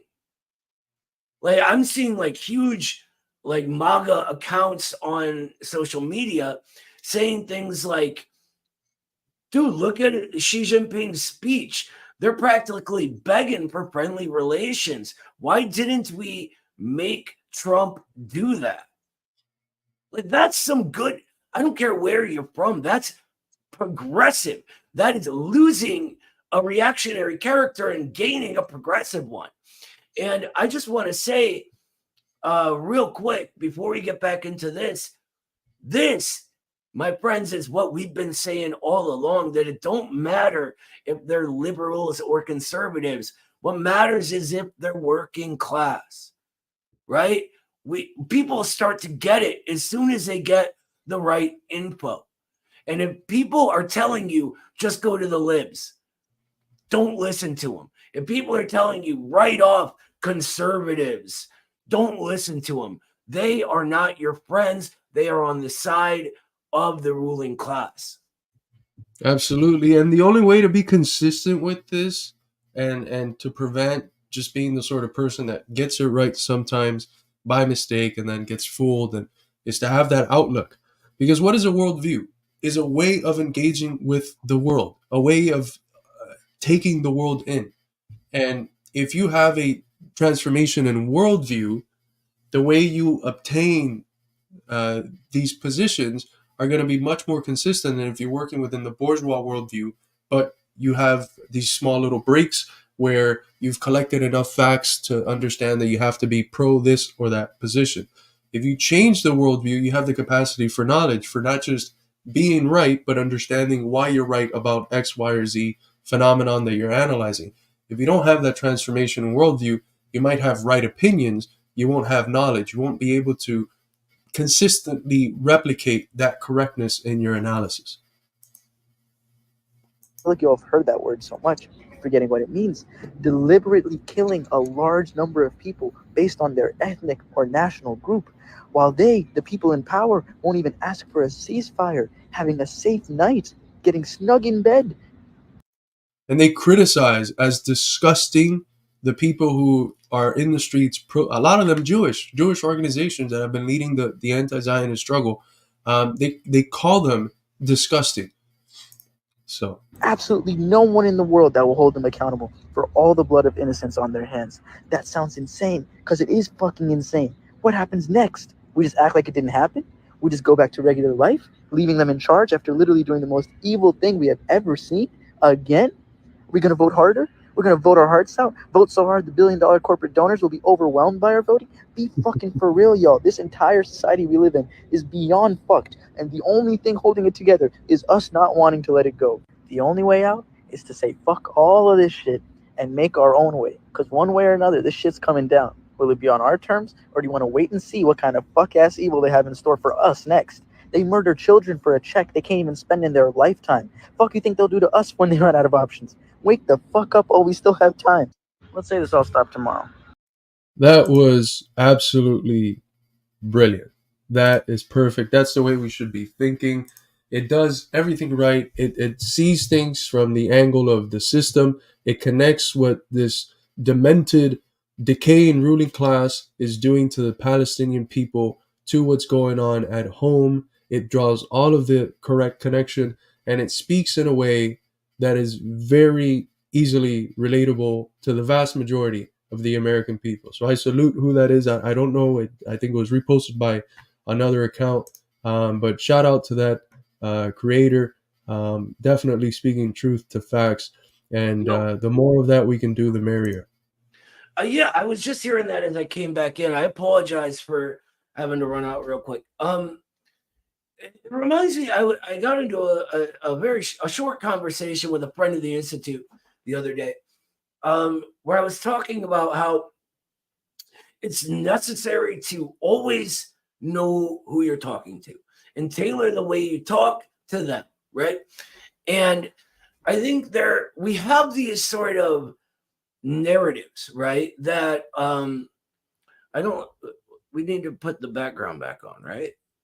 Where is it? Where's the background? Oh no. Anyway, it don't matter. So we got these narratives, right? And what they do is when they come up, they stop our thinking, right? We get taught, well, you can't think A because B. So, for example, when I say we need to always tailor our language so that the people we're speaking to understand it. I talk to my coworkers. I don't start talking about the dictatorship of the proletariat, right? I talk to them about kicking out the elites and having a new government that's just the working class, right? And they get that. When I say dictatorship of the proletariat, one, I sound nerdy. Two, it gets the sort of defenses up of people who get trained to respond to that term. But in Marxist circles, we have this same phenomenon going on. So when I talk about that, friends, don't get me wrong, I love this guy that I'm talking about, will say, yeah, but we shouldn't shy away from using the scary language. We should always be honest, right? It's not about the language being scary. It's about what connects and what doesn't, right? We need to do what works, period. If I say working class government or dictatorship of the proletariat, they mean the exact same thing, right? But one gets a response in one area, the other gets a response in another area. If I say bourgeoisie to y'all, you know what I'm saying. But if I talk to my coworkers about the bourgeoisie, they're like, what is a bourgeoisie, right? And so then I have to explain the globalists, right? The imperialists, the elites. It's all talking about the same thing, right? And the idea is to begin where they are and then add in the substance of class analysis. The globalists aren't just globalists, they're the ruling class, right? Capital had to expand over the globe, right? Capital accumulation takes place on a global level now, right? So these globalists are the class that rules over us, making us the ruled class, the working class, right? That's all. Good. I have an interesting story here that I want to read. It's a short one from Truth Out. Was meaning to cover this a few days ago, but Indian trade unions demand Modi scrap deal to replace Palestinian workers. I'm not going to read it. The 10 major unions in India came out in protest of the Indian government's attempt to send in Indian workers to Israel, because shortly after October 7th, the 100 and something thousand Palestinian workers, 110,000 Palestinian workers that held work permits in Israel, a good number of them were kicked out. So in order to replace the Palestinian workforce, which is central in the area of construction for Israel, Modi suggested sending Indian workers over to Israel to replace them. Now, the reactions of a lot of Israelis have been archetypically racist. No, we don't want those Indians coming over here. But nonetheless, the far right, almost fascistic Hindu nationalist government of Modi has shown solidarity, although using that word solidarity for this sort of thing, has shown alignment with Israel on the basis, of course, of their anti-Muslim hatred, and of the fact that Modi's this sort of figure that vacillates from sometimes doing things that are not in the interest of American imperialism, and then other times being, the complete puppet of American imperialism. But it suggested sending Indian workers to occupy Palestine in order to replace the Palestinian workers that were kicked out by the Zionist apartheid government. And the 10 leading trade unions have condemned this and have called for boycotts against Israel and have described what's going on in Gaza correctly as a genocide. And this is beautiful to see because the roots of what's going on in Palestine is economic. They want to build the Ben Gurion Canal. They want to develop the influence that Israel can have in the region as a colonial outpost of American imperialism. They want to attempt to build the India Mid-East economic corridor, the IMEC, which is likely going to fail, but they still want to try. So it's economic reasons that are driving this exterminationist, racist war against the Palestinian people. And if they're doing these things for economic reasons, that means that if we get the class that is the one that produces the surplus value that this capitalist class then realizes into profit and has the whole centerpiece of their universe revolve around that accumulation of capital. If we get that class to stop its work, to strike, to hit them where it hurts, which is at the level of production and in the economy, prevent them from realizing profit. If we do that, we're going to be targeting them where it actually hurts. So this is beautiful to see working class solidarity internationally and to see the Indian unions realize that the struggle that the Palestinians are waging against the Zionist apartheid entity of Israel, it's not a disconnected struggle that they support simply for altruistic reasons. It's their struggle. It's their class that is fighting against imperialism. And if Israel wins, their enemy wins. If Palestine wins, their allies, their class wins. Same thing here. If Palestine wins, American workers win, right? Remember that. Our interests are always aligned. On the topic of India, though, a while ago we were talking to Vijay Prashad, right, about the CPIM, which is the Communist Party of India Marxist, and their phenomenal work organizing farmers and unions. And he was telling us about the trouble they have in the political realm, right? How all the unions and all the workers are like, brother, when it comes to the workplace, to the job, we're with you, your comrade. But when it comes to politics, they're the ones who keep the electricity on. And so they've found it very hard to bridge that gap, right? But this, interestingly, seems like an area where CPIM, our brothers over there, our brothers and sisters, can really help because it's about labor struggles, right? And it's about that alignment of interests. And so I, for one, am incredibly optimistic about what's going on in India around this right now. I don't know a lot of the details. This is just my sort of backseat analysis of the situation. I wanted Victor had a comment I wanted to get to, but I don't know if you want to keep going first and just leave that for later. Yeah, pull it up. Okay, That's cool. I think we covered that story thoroughly enough. Absolutely. Let me get to it. Yeah. So Victor the Man basically says that he's hitting a wall on bridging the language. He gets it, but as he explains it, the people he's talking to don't.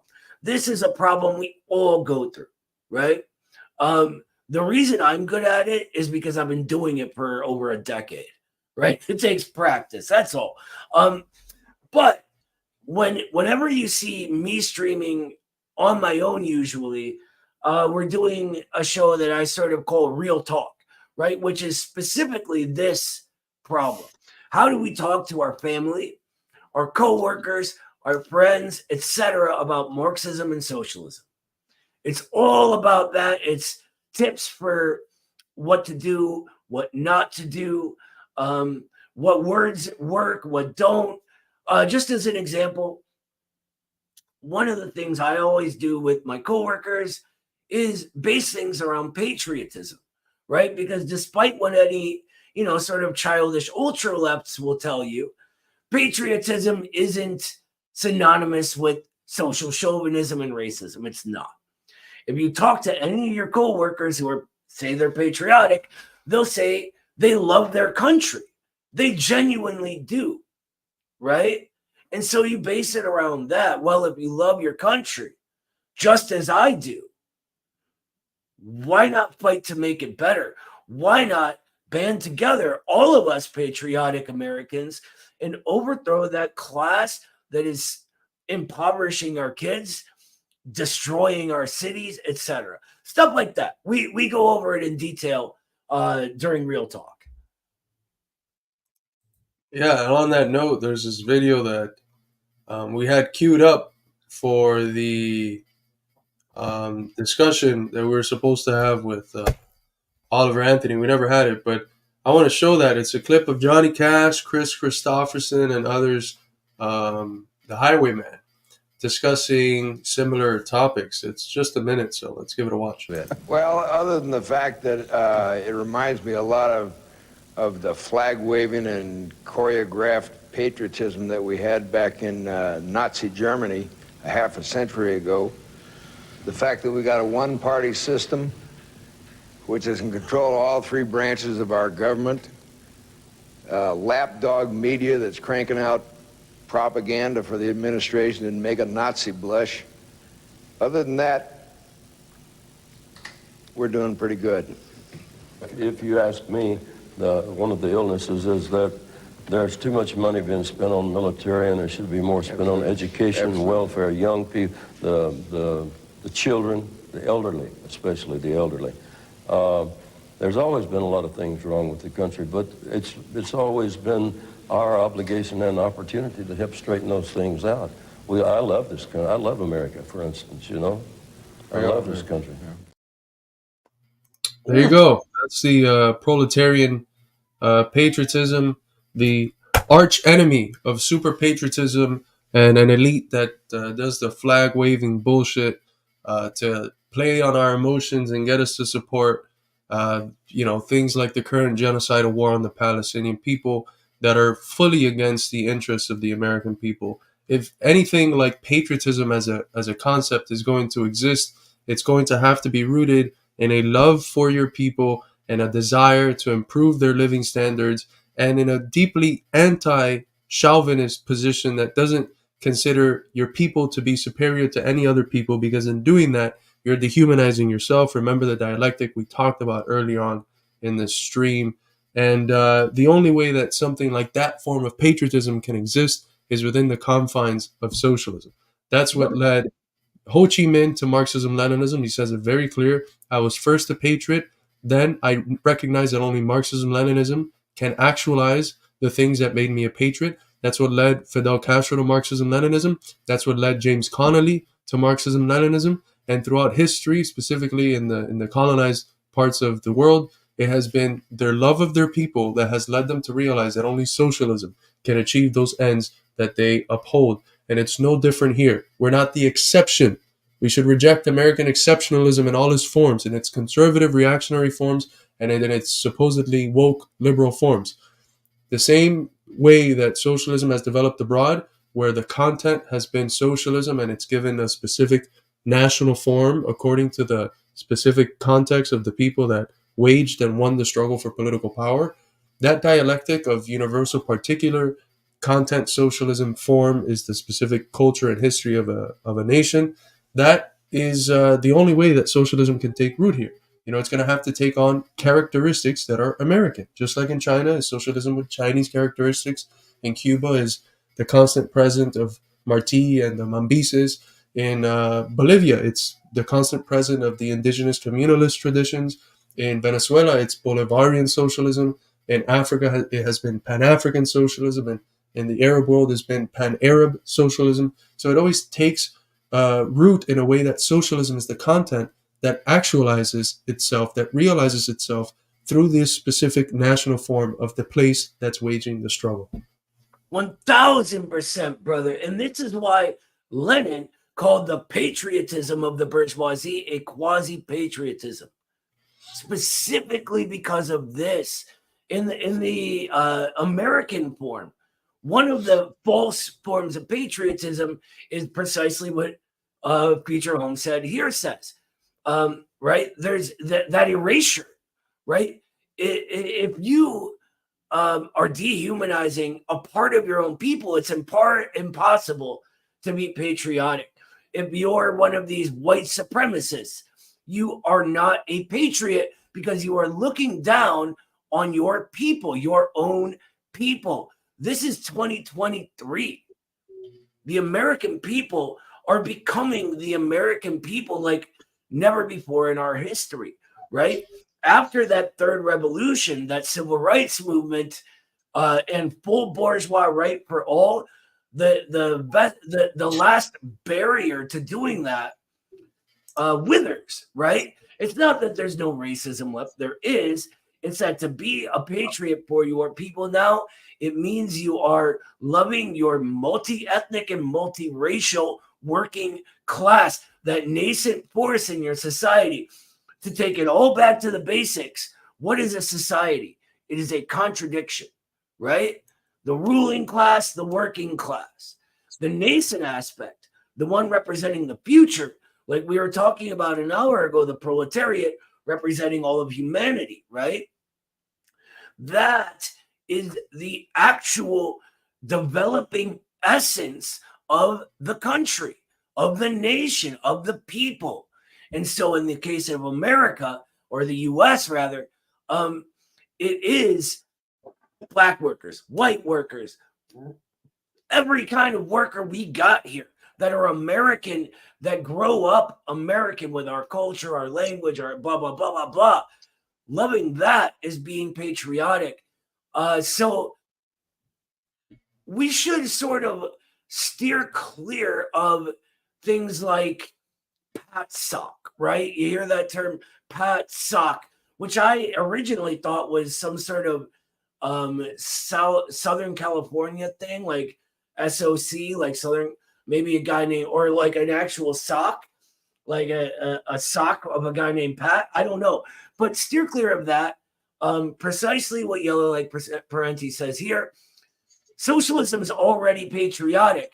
If we're looking at things materially, as in the material creates what we are observing, rather than the mistake of thinking our thoughts create what it is, then socialism is only ever patriotic.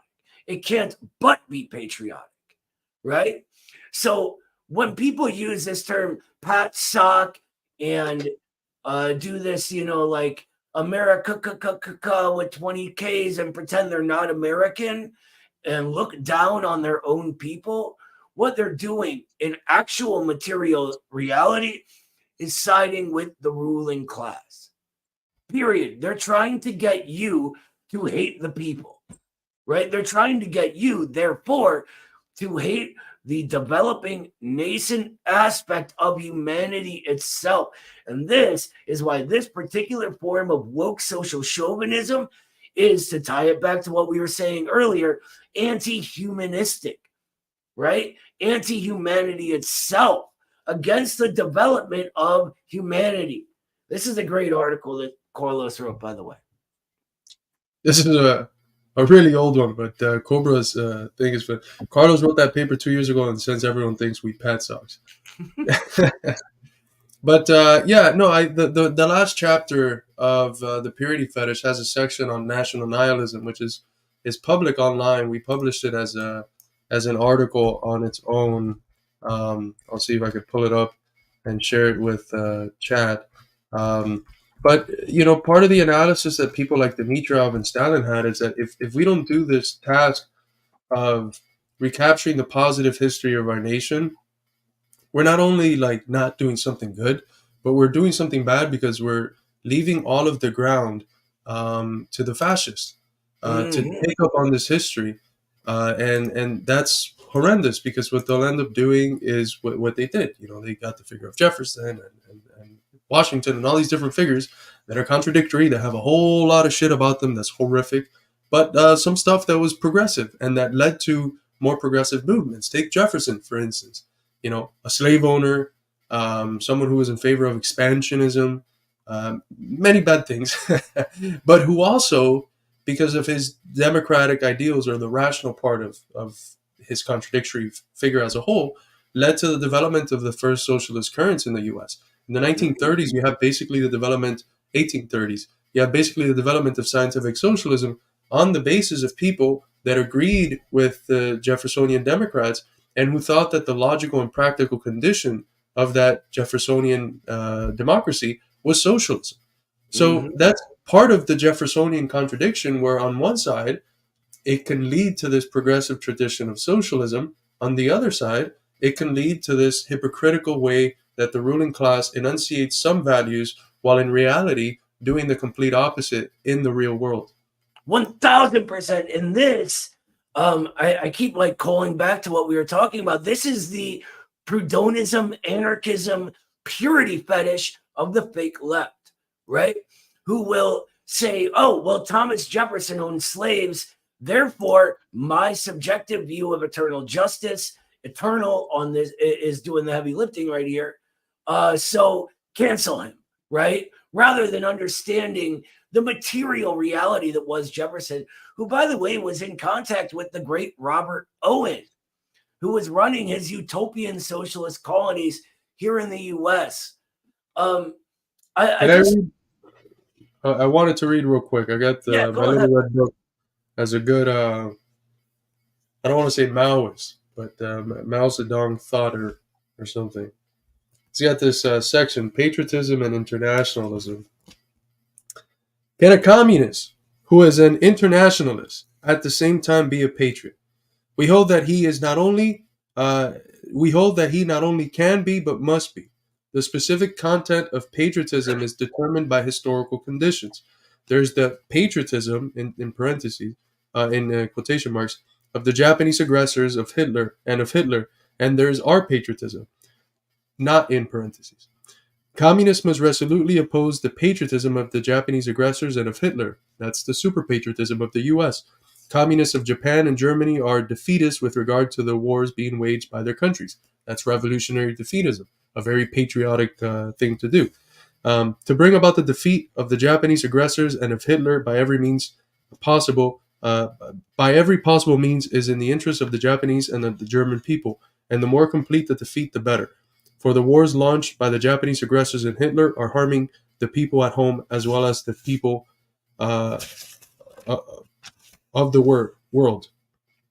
This is not the best copy of the. What is he saying? He's saying exactly what we're saying. Yeah. Right? We're saying exactly what he's saying because we're the ones who study Mao. It's not Mao that studies. Right. I want to put something up real quick. Bryce says, I'm doing my best, Noah. And then there's a little thing. I think he's impersonating me in my glasses. So excellent impression, brother. I don't know if that's actually what he means. If he means like doing his best to be patriotic, it's not something you need to try to do. Really, it's just understanding our Marxism. Remember that society is a contradiction in the process of overcoming itself. To be patriotic is to want to smash that old form that is all the things when people say they hate America. That's what they actually mean, right? Yeah. That's included in our patriotism, right? It's smashing that old decaying force and bringing with it progress, the new thing, etc. Smashing racism, sexism, oppression, classism, exploitation, imperialism, Right. all these different things. 100%. I have a few more stories to hit. This is one I wanted to comment on. Noah, I think, is out for a second, but I wanted to pull up something that I said concerning this on my personal page. I should have maybe said it. So this is protesters paralyzed San Francisco Bay Bridge when they stopped their cars, tossed their keys off the bridge, which is fucking wild, and chained themselves together to demand an end to Israel's genocidal war on Gaza. One of the central things that we have been discussing here is, like, how can we, are all protests equal? Are all protests equal? Here's what I said. I love the effort, but we got to bring new apolitical people into the struggle to win. Do we really think that blocking thousands of working people from getting to their job or getting to their homes from their jobs in a long day of work is the best route? Who do we want to be an inconvenience for? The elite funding the genocide, or the regular working class folk who can fight with us to stop it? Do we think this action is helping those people stuck in traffic come to our side, or is it doing the opposite? I don't know. Food for thought. So that was a little post that I made on this. But if you're the ruling class and you want to move people away from solidarity with Palestine, you don't necessarily have to convince them that Israel is good. By making them think that the pro-Palestine side is unbearably annoying, and by getting them to dislike the pro-Palestine side, that's enough. Because then you put them in this position of, well, maybe I won't support Israel, but I'm definitely not going to be going to these protests because they annoyed me one day. And we have to think, like, what is this accomplishing? What is this specific type of protest accomplishing? We've supported all of the protests. We've shared them, we've talked about them, and the ones we've highlighted are the ones that have been led by working class groups and trade unions, because those get at the pressure points of capital, and the ones that have been targeting the weapons manufacturer. There was a big protest at the Black Rock with Manolo dos Santos and Claudia de la Cruz, and it was beautiful to see. There was a protest in Canada outside of L3 Harris, where more than 200 workers were trying to block shipments of weapons. There was protests outside of ships that were trying to, ship weapons to Israel. So all of those are beautiful because what they do is inconvenience the agents of capital. Remember, Marx called the capitalists the personifications of capital. They provide an inconvenience to the class that is waging this genocide. And but these protests, all they're doing is blocking, maybe 10,000 or more working people from getting to their job. Way more. And from coming home after a long day of work. And just put yourself in that position. If you're an apolitical person, you haven't been following what's going on, which are the sort of people we got to win over so that there's an even greater majority of people on our side. And now you have your day fucked up because these people protested in this form. Is that going to make you want to join with them? Or is that going to make you hate them because they just annoyed you? You spend your whole day working. All you want to do is either get to work on time so you don't get fired, or get home on time so you can rest or be with your family or whatever. Is this helping? And these are things we have to think about. Not all protests are equal. These sorts of protests, I think, ultimately do more harm than good. No one in that fucking line is going to be more sympathetic to the Palestinian cause after this protest. 1,000%, bro. It's like I had the comrades at, some comrades were telling me, it's kind of like the soup on the painting thing. Like, who liked the tossing of Campbell's soup on Mona Lisa? Like, what the fuck did that do? Right. It just made people wrong. Them. And so I really just, that was beautifully said. And this is something, this one is one of the reasons why we all need to unite into one coalition, right? 2, it must be led by the working class. We have 2 big working classes in this country, the proletariat and reproletariat, right? This was clearly organized by one of 2 types of people. Middle class people that can afford days off of work and just don't need to make money every day to live, or 2, infiltrators. I'm sorry to say that, it's so big, but if I'm the FBI and I'm trying to organize things along the lines to make people hate the anti-Zionist movement, this is what I'm doing. This is exactly what I'd be doing. Right? So what this requires is a few things, and it's the few things we talk about all the time, y'all. It's the few things. Led by the working class, period. I don't care if you're the most brilliant middle classer in the world. You're not in charge, right? Middle class people always talk about check your privilege. Check that privilege. Check the real privilege, right? Because all of the other privilege is that middle class privilege, right? I mean, second, must have a formalized coalition, and it must have theory behind it. You have to understand the world to change it. No, that's beautifully said, brother. That is, someone said they are peace activists, not Marxists. Yeah, man. Look, people can act in ways that objectively hinder a struggle that they think that they're advancing. The fake left I does don't it all want the to, time. you know, I don't want to. That's why the way we phrase it is like, if you're a Fed, this is a sort of activity that you would want to promote. That doesn't mean that the people there are Feds, or that the people there wanted possibly the outcome that produced. I'm sure that they were very energetic about protesting.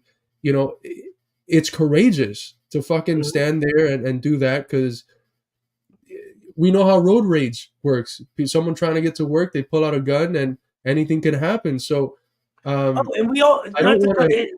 We all see the videos of people getting out of their truck or car or whatever and literally moving protesters that are sitting in the middle of the street, right? So that's the point is, we have to think, is this helping? And I think it's doing the opposite. Cui bono.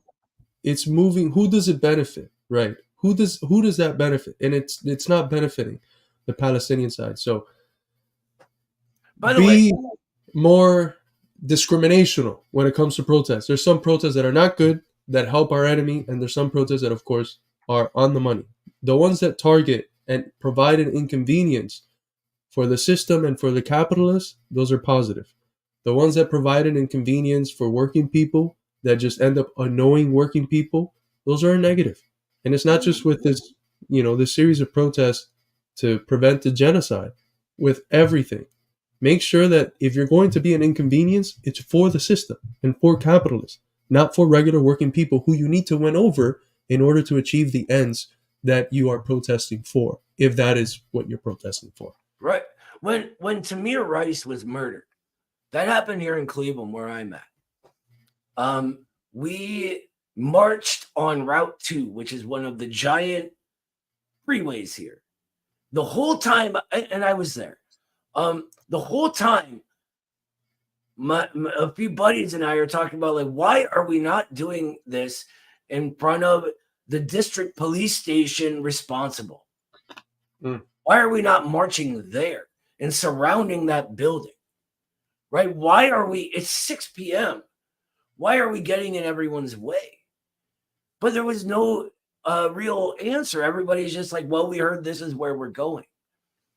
Again, working class leadership. That's all. And I don't want to hate on anybody protesting or, taking the doing what Carlos just said is a very courageous thing.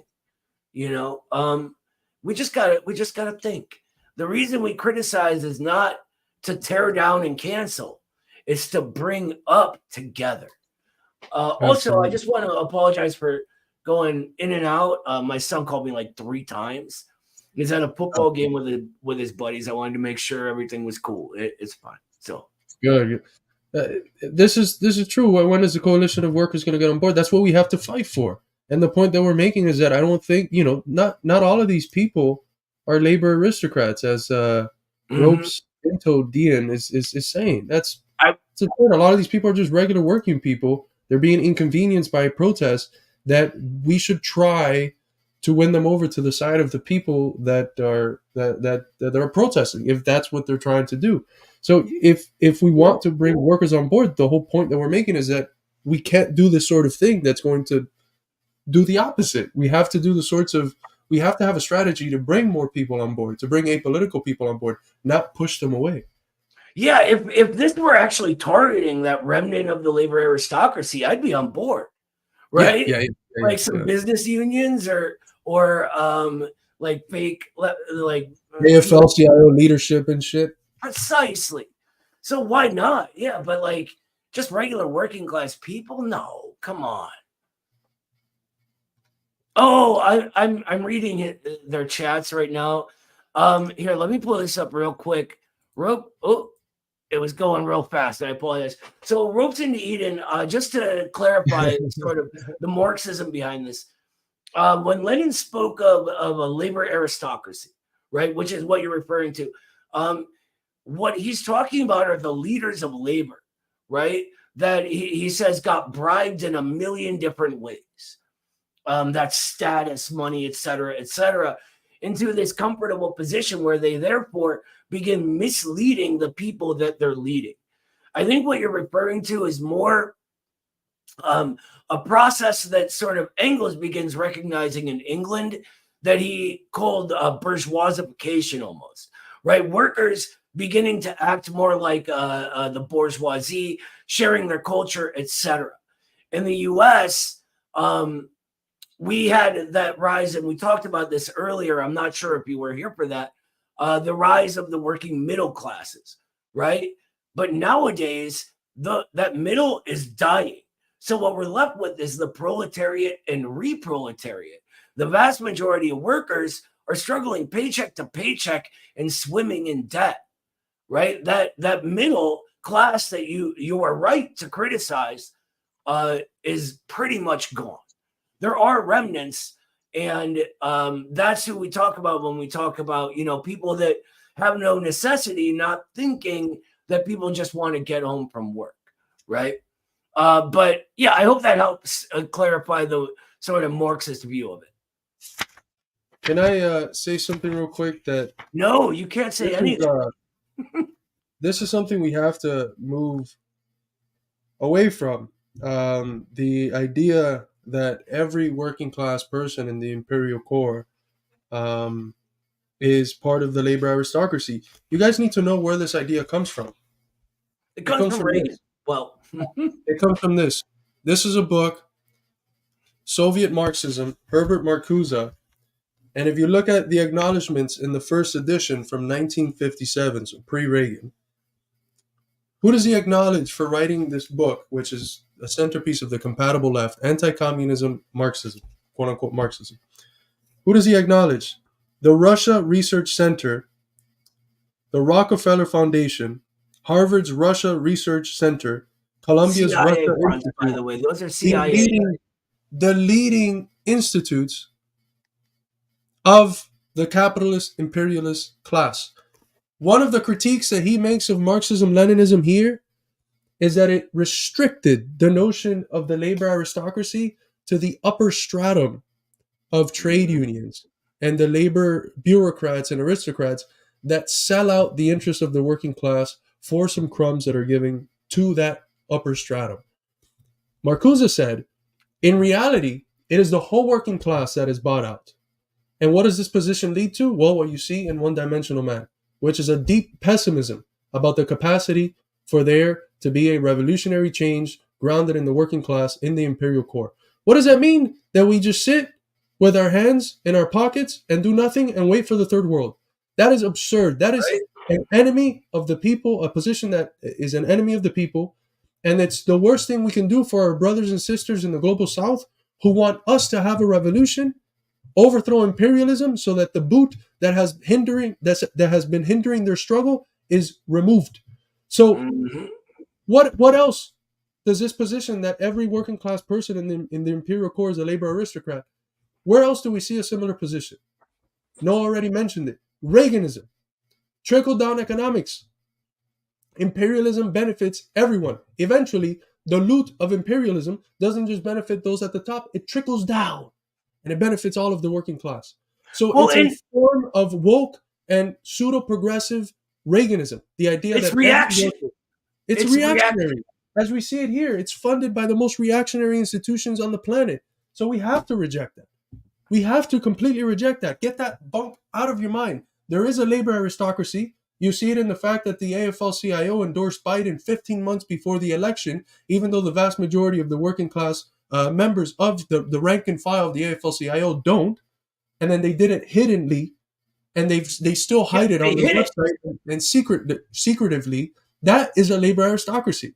It exists, but it's the upper stratum. It's not the majority of people, especially not in the era of reproletarianization, where, as we mentioned earlier, for the first time in human history, we have the general super exploitation of the working class within the imperialist core that's taking the form of not just getting exploited at work, but being in debt slavery, which Marx called in the third volume of Capital the secondary form of exploitation. So we have two types of exploitations that are bearing down on our workers, which is the debt that comes from various sorts, wanting to own a house, wanting to have an education, getting sick. You know, the things that are considered by the UN to be human rights are the ways through which we end up indebting ourselves and crippling ourselves in the worst, most horrendous form of debt. So to talk about the working class in the US as wholesale a labor aristocracy, it's absurd. It's a reactionary position. I don't blame you for having it. It's a popular position in ultra-left spaces online, but we must wholeheartedly reject it. 1000%. And here's the thing. It's people who are new, who don't know a lot about Marxism yet, get told these things, right? And that's the problem. I want to really focus on this notion that working class people in imperialist countries are somehow getting the trickled down spoils of imperialism. You could apply that same flawed logic, right? Which is what Marcuse, the CIA, FBI, Rockefeller, Ford Foundation guy does, right? You can apply that same thing to all capitalism, right? If you are applying that trickle-down economics logic, you are saying, well, you're a worker. How do you buy your bread, right? That's the spoils of the capitalist, right? Come on, man. How is value created, right? How is wealth created? It doesn't move on its own. It is created with labor, right? And there is a whole layer on top of this. So there's that aspect. And then the same sort of our new friend, I don't want to turn you off. What's your name? Let me look here. Ropes into Eden. I don't want to turn you off from Marxism with this, right? You say, I don't see any internationalism in U.S. socialist labor movements. I see lots of give me free healthcare and I'll be happy. Well, then one, you haven't been around the socialist movement very long, because the American communist movement was one of the top allies of importance for the Soviet Union, and still maintains its place in the IMCWP, still sends people to the World Symposium of Marxist Parties. I mean, there is so much international solidarity going on in this country. If you want to get involved in this, I'm happy to hook you up, right? Get involved, but learn the Marxism. On the subject of give me free healthcare and I'll be happy, one, we need to differentiate between the whole working class and communists, right? Of course, regular working people are saying, I'll be happy. I think what you're doing, my friend, is you're going into what we talked about earlier as Proudhonism, this going back to this view of eternal justice, which you can read Engels criticizing, since you might like Engels talking about bourgeoisification, right? But look at him criticizing Proudhon in things like on the housing question, and you'll see that Marxism and this sort of moralism, where it's all about this altruistic view of what's good for others, that they don't mix, right? The working class has a necessity of going forward. And here's the bottom line. Two things. Wealth don't trickle down. It is created by labor. Two, what is it? 60 to 80% of American workers, the proletariat and reproletariat, struggle paycheck to paycheck. Now, you can correctly call that a middle class if you'd like, or the people outside of that call that a middle class, or you can pretend it's Lenin's labor aristocracy. Use whatever words you want. But this process is happening. People are struggling, and what creates revolution is here. Let me quote Engels for you on it. He says, "It is precisely modern large-scale industry which has turned the worker, formerly chained to the land, into a completely propertyless proletarian, liberated from all traditional fetters and free as a jailbird. It is precisely this economic revolution which has created the sole conditions under which the exploitation of the working class in its final form and the capitalist mode of production can be overthrown." What he means is it's all about not having property. That is the sole condition that creates the necessity of the working class. And we're there, brother. Whether you're in the middle class and don't see it or not, we're there. Listen to the working class. Beautifully said, especially in this moment of militant unionism. It's just, you must reject. Lena says, being a labor aristocrat sucks ass. Strapped between the constant threat of homelessness and the guilt of my privilege. Beautifully said. Is that a Thank joke? you so much, Lena, if that's not a joke, you have no privilege, sister. Don't talk about That is a privilege joke. until you're in the middle class. When you're threatened by homelessness, you're one of us, and you're on the progressive side. Don't listen to anybody trying to tell you to hang your head in shame because you need an iPhone. Fuck that. I'm so sick of these childish ultras pretending they're us. I'm sorry to go off, but learn your fucking Marxism, people.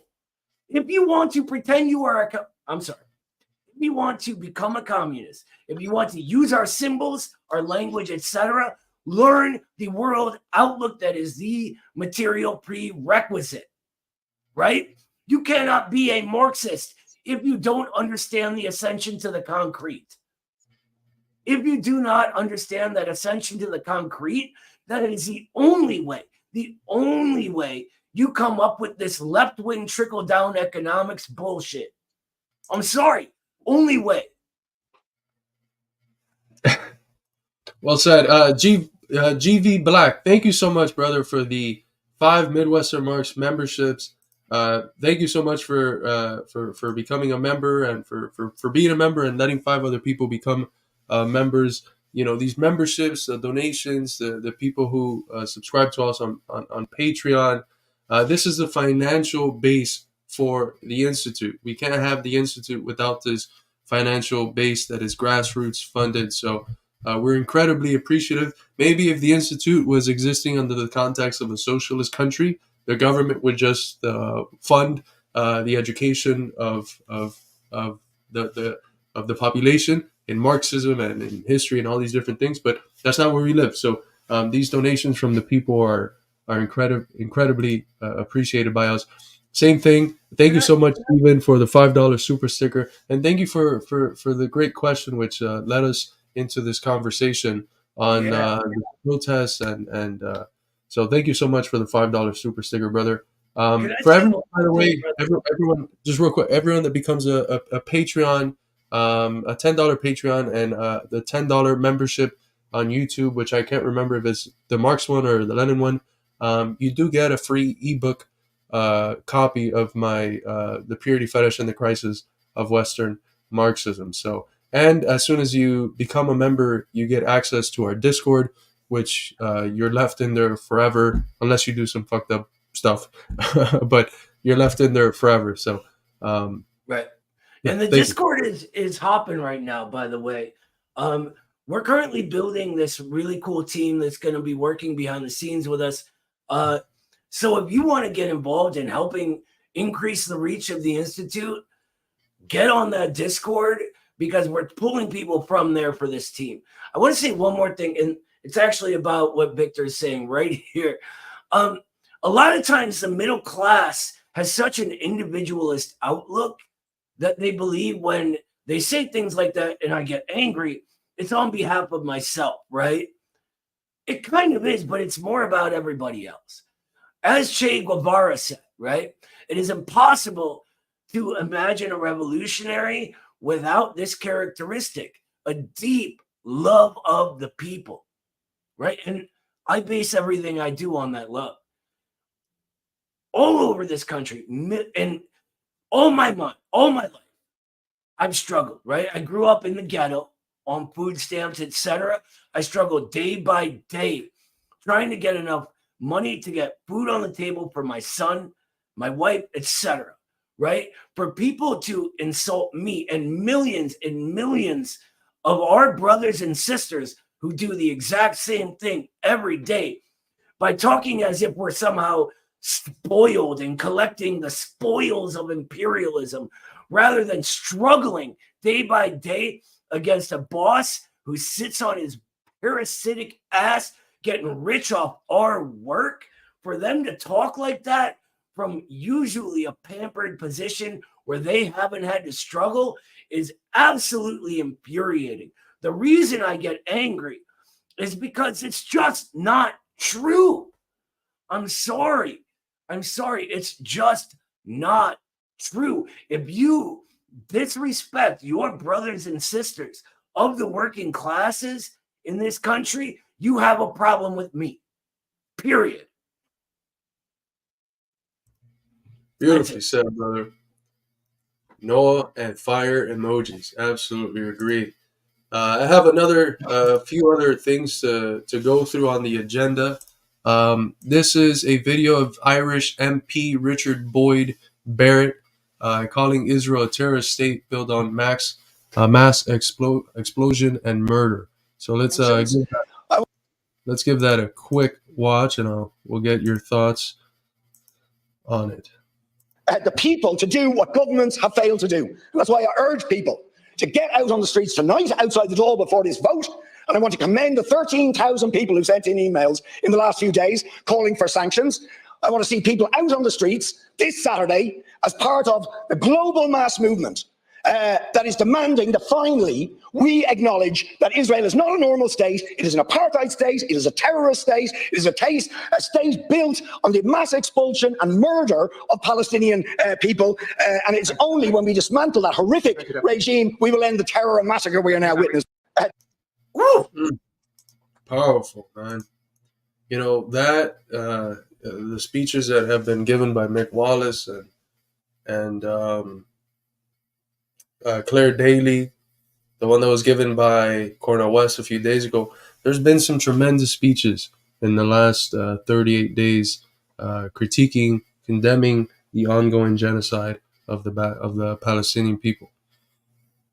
1,000%. Also, I just like what this guy said. I wanted to make sure people saw it. I also have this other video that I wanted us to react to.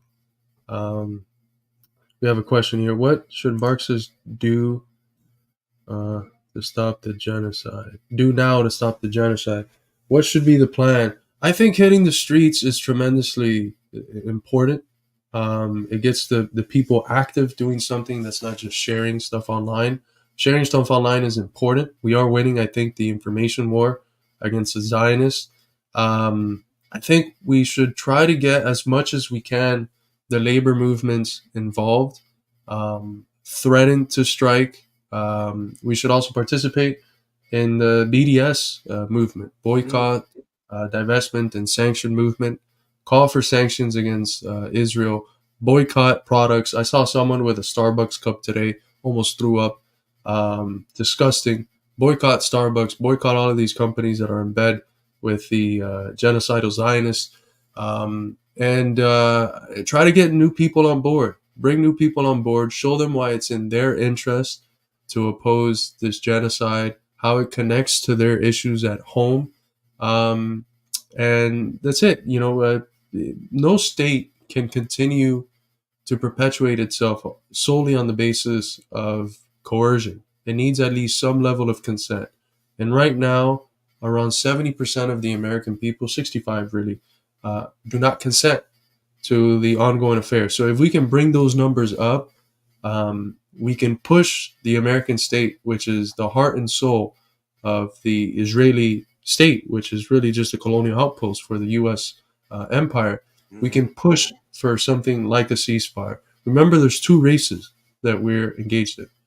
The sprint for a ceasefire and the marathon for the right of return. So, yeah, I mean, this is the question right now. And everything Carlos said, absolutely. Oh, this is precisely like short term. This is what we do. But what is going to stop all of this for good is making sure it cannot arise.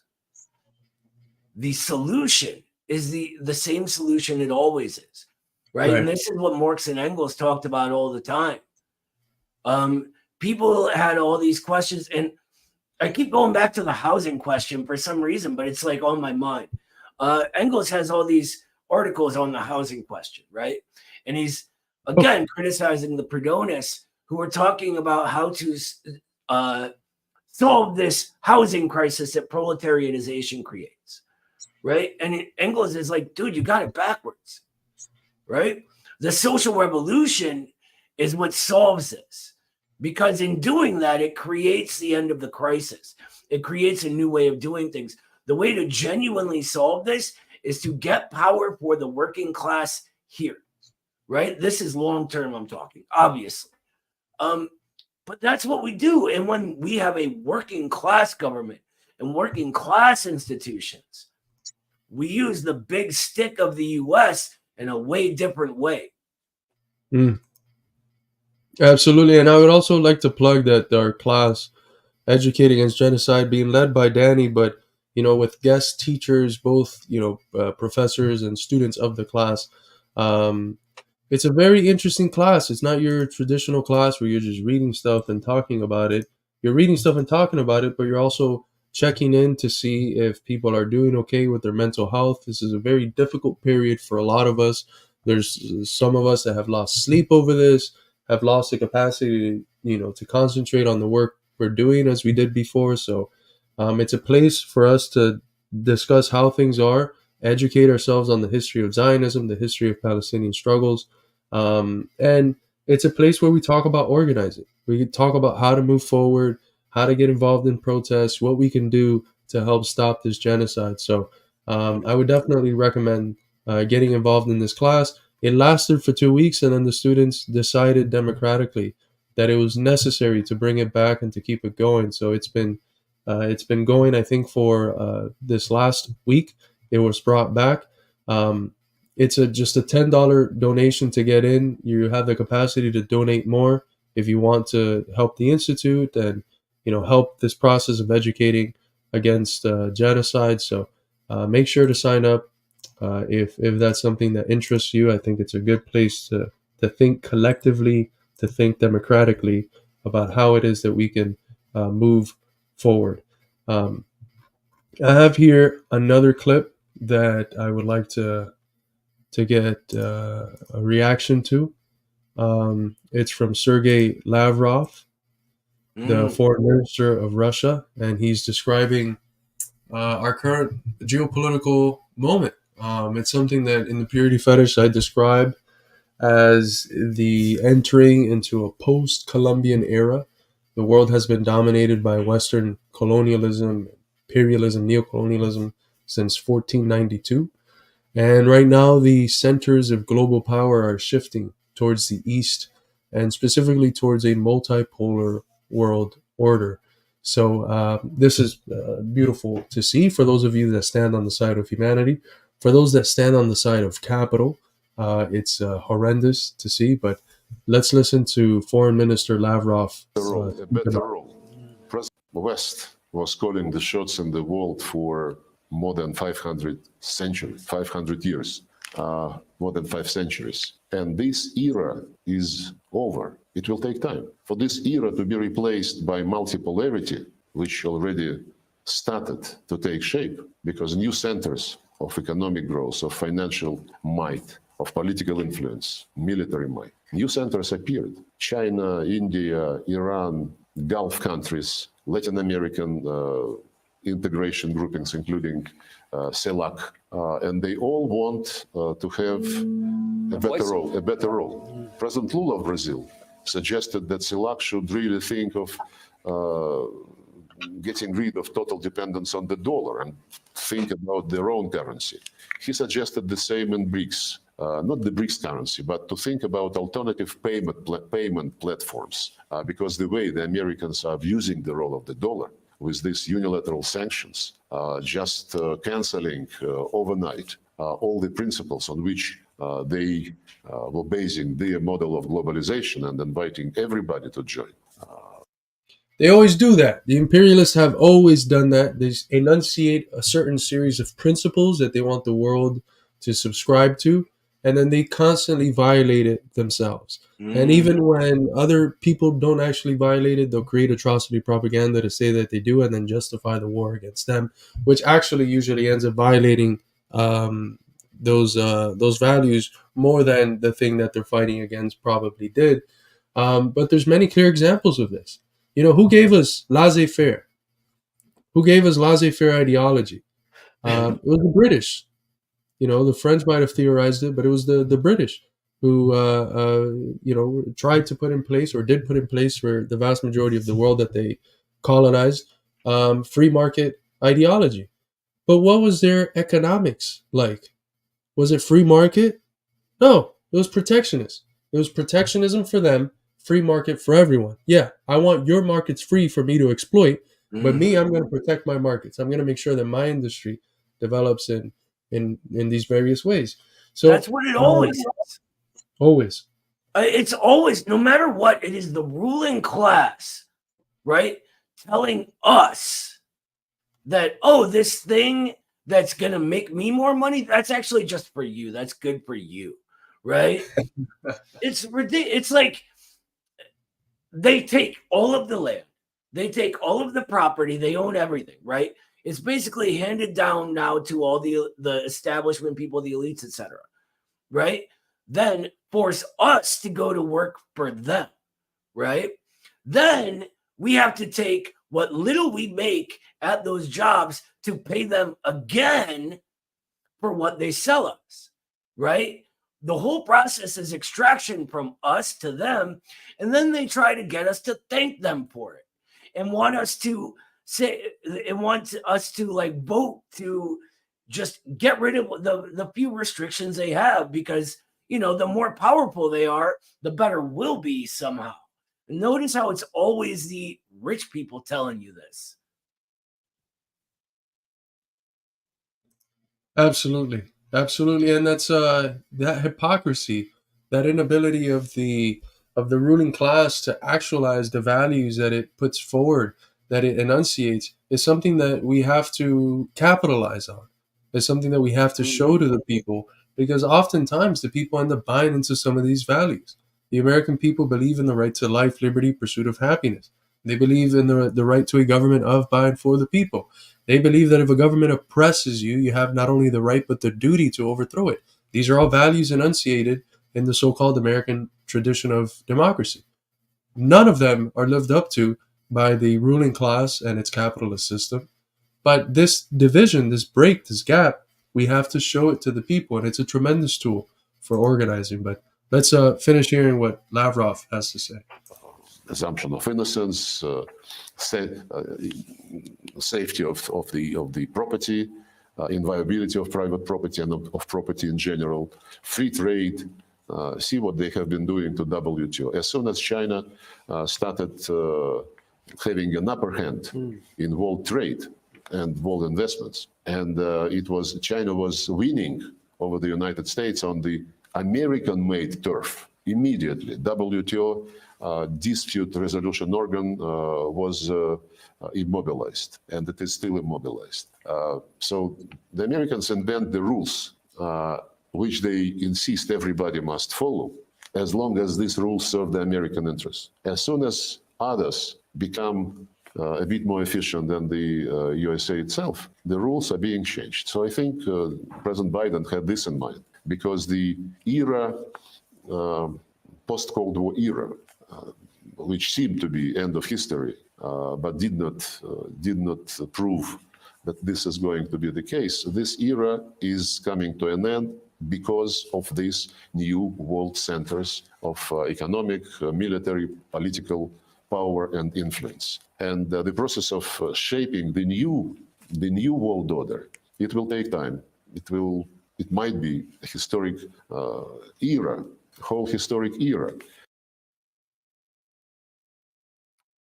There we go. Beautifully said by Sergei Lavrov, especially the points on the shift away from the dollar. It's been the US's dollar hegemony that has been the most central part of the most important tool in the imperialist toolbox, which has been the capacity to sanction countries.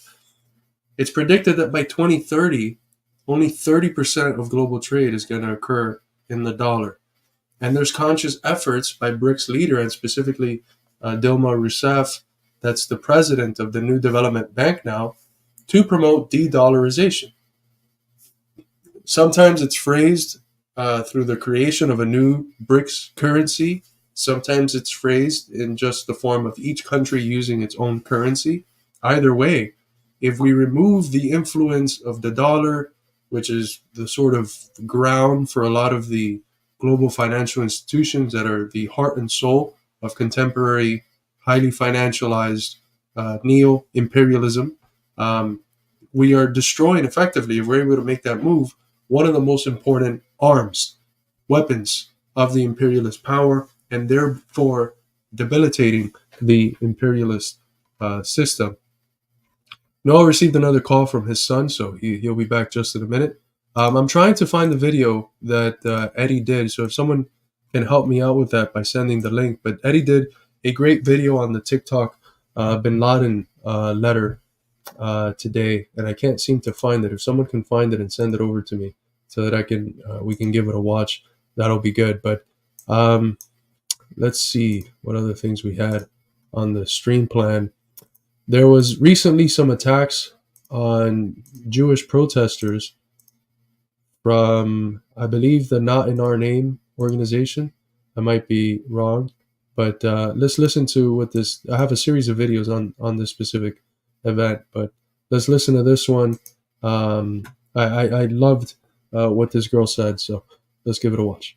We were just brutally attacked by Capitol Police. Somehow, some way, January 6th, they did not do their fucking job, but today they can do it. Today they can do it when it's black and brown people, when it's marginalized groups. Somehow, some way, they find the motherfucking strength to fucking shove people down on and fucking tear gas us. Peaceful fucking protesters. We are peaceful fucking protesters. At the end of the day, you see what the fuck they're doing. You see what the fuck they're doing. We are out here because there are 11,000 and counting Palestinian people that have been slaughtered by the Zionist regime. That is Israel. We are out here because we are fucking tired of our fucking tax dollars going to kill children in another fucking country. That is why we're out here. And these fucking bitch ass pigs are part of the goddamn problem. Because they're the same motherfuckers that go over there and trade with the fucking IDF. And look at them. Look at the way they fucking act. This is the militarized fucking police force. This is the shit that we deal with in America. Now just fucking imagine what those children and those men and those women and those fucking grandparents in Gaza are experiencing right now. That is God revolutionary. That is Oh a my revolutionary right there, brother. Whew. I loved it. That Loved brought it. chills down my spine, man.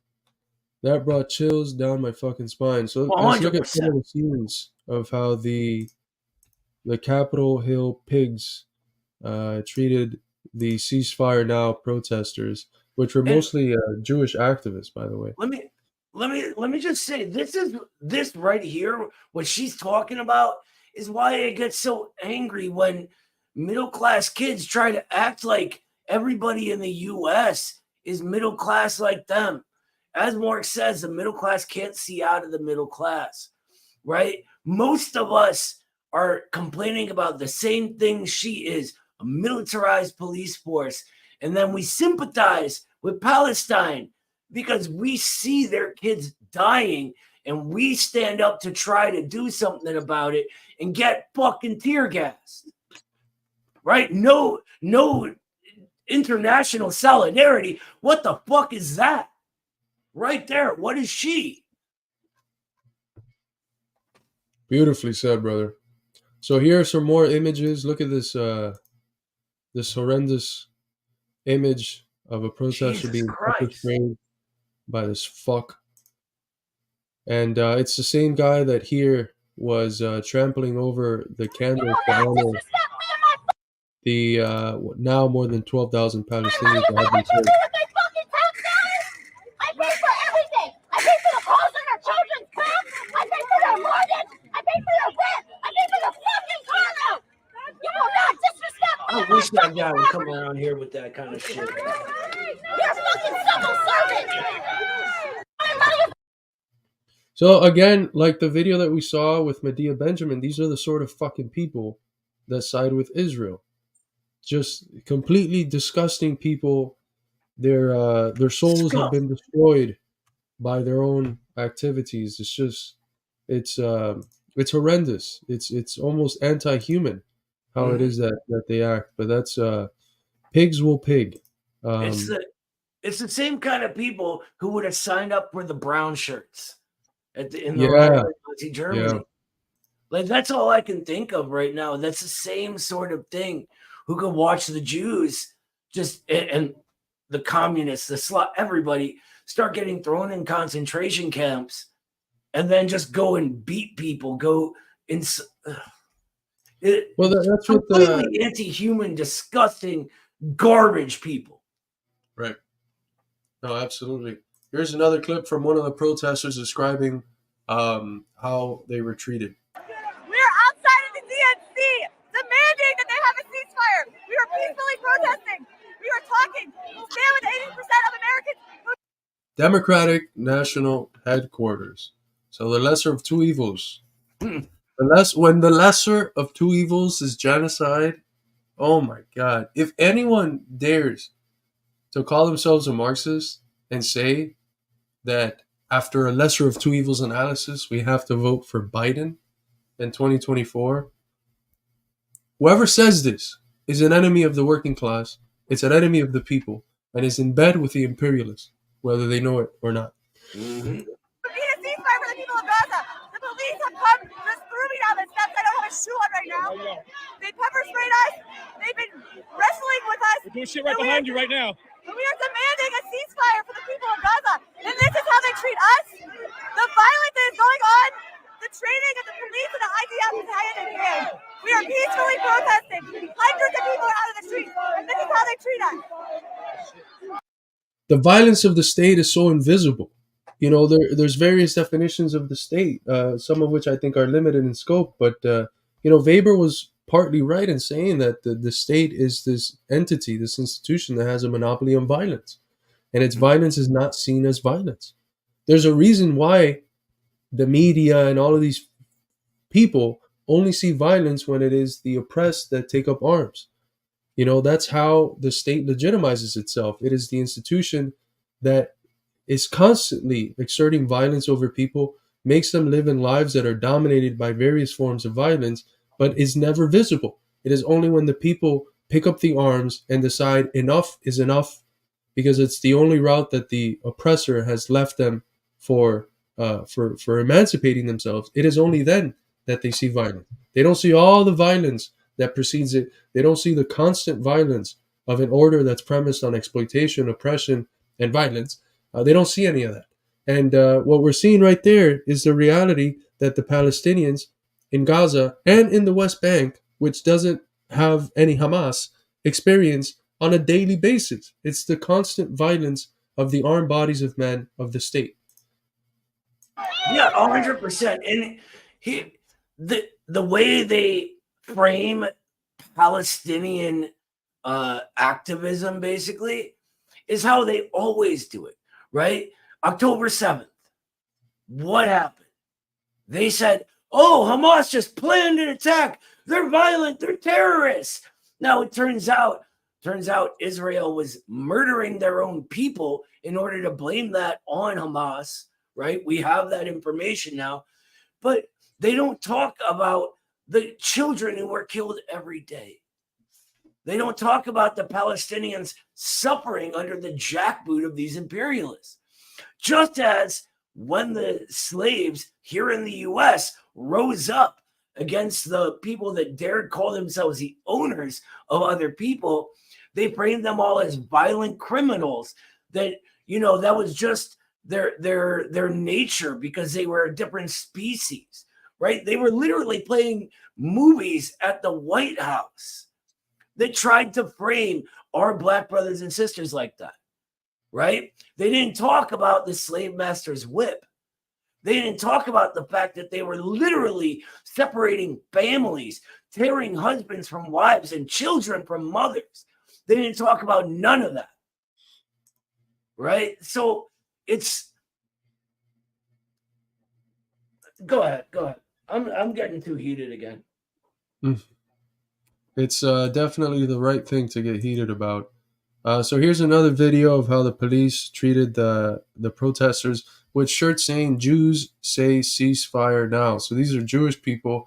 You know, you can't accuse them of anti-Jewish sentiments, anti-Zionist sentiments. Of course, you know, it's in many ways contradictory with the Jewish religion, and that's what's happening to the Orthodox. You know how many times I've been called an anti-Semite lately? Jesus. But let's give this video a watch just so that we can see the barbarity of the armed bodies of men of our state and how it's used to defend the interests of the elite, which are the only people benefiting from the genocide of the Palestinian people.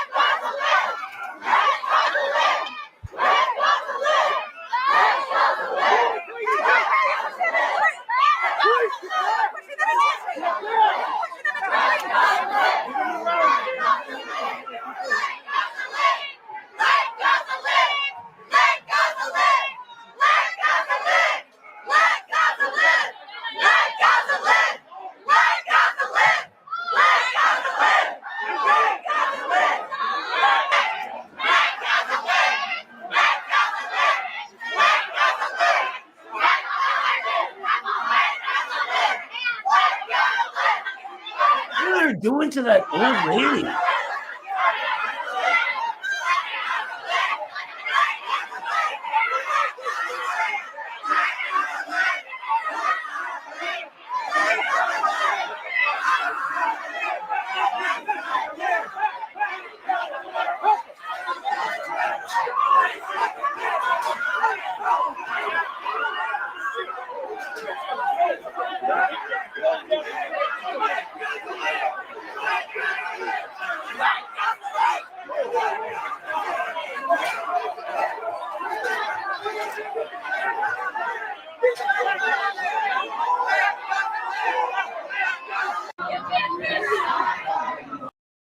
That's where your tax dollars are going, to fund the genocide and to fund the pigs that do those sorts of brutalities to the peace activists fighting to stop the genocide, and to end your tax dollars funding to the tunes of billions and billions of dollars each year of an apartheid state.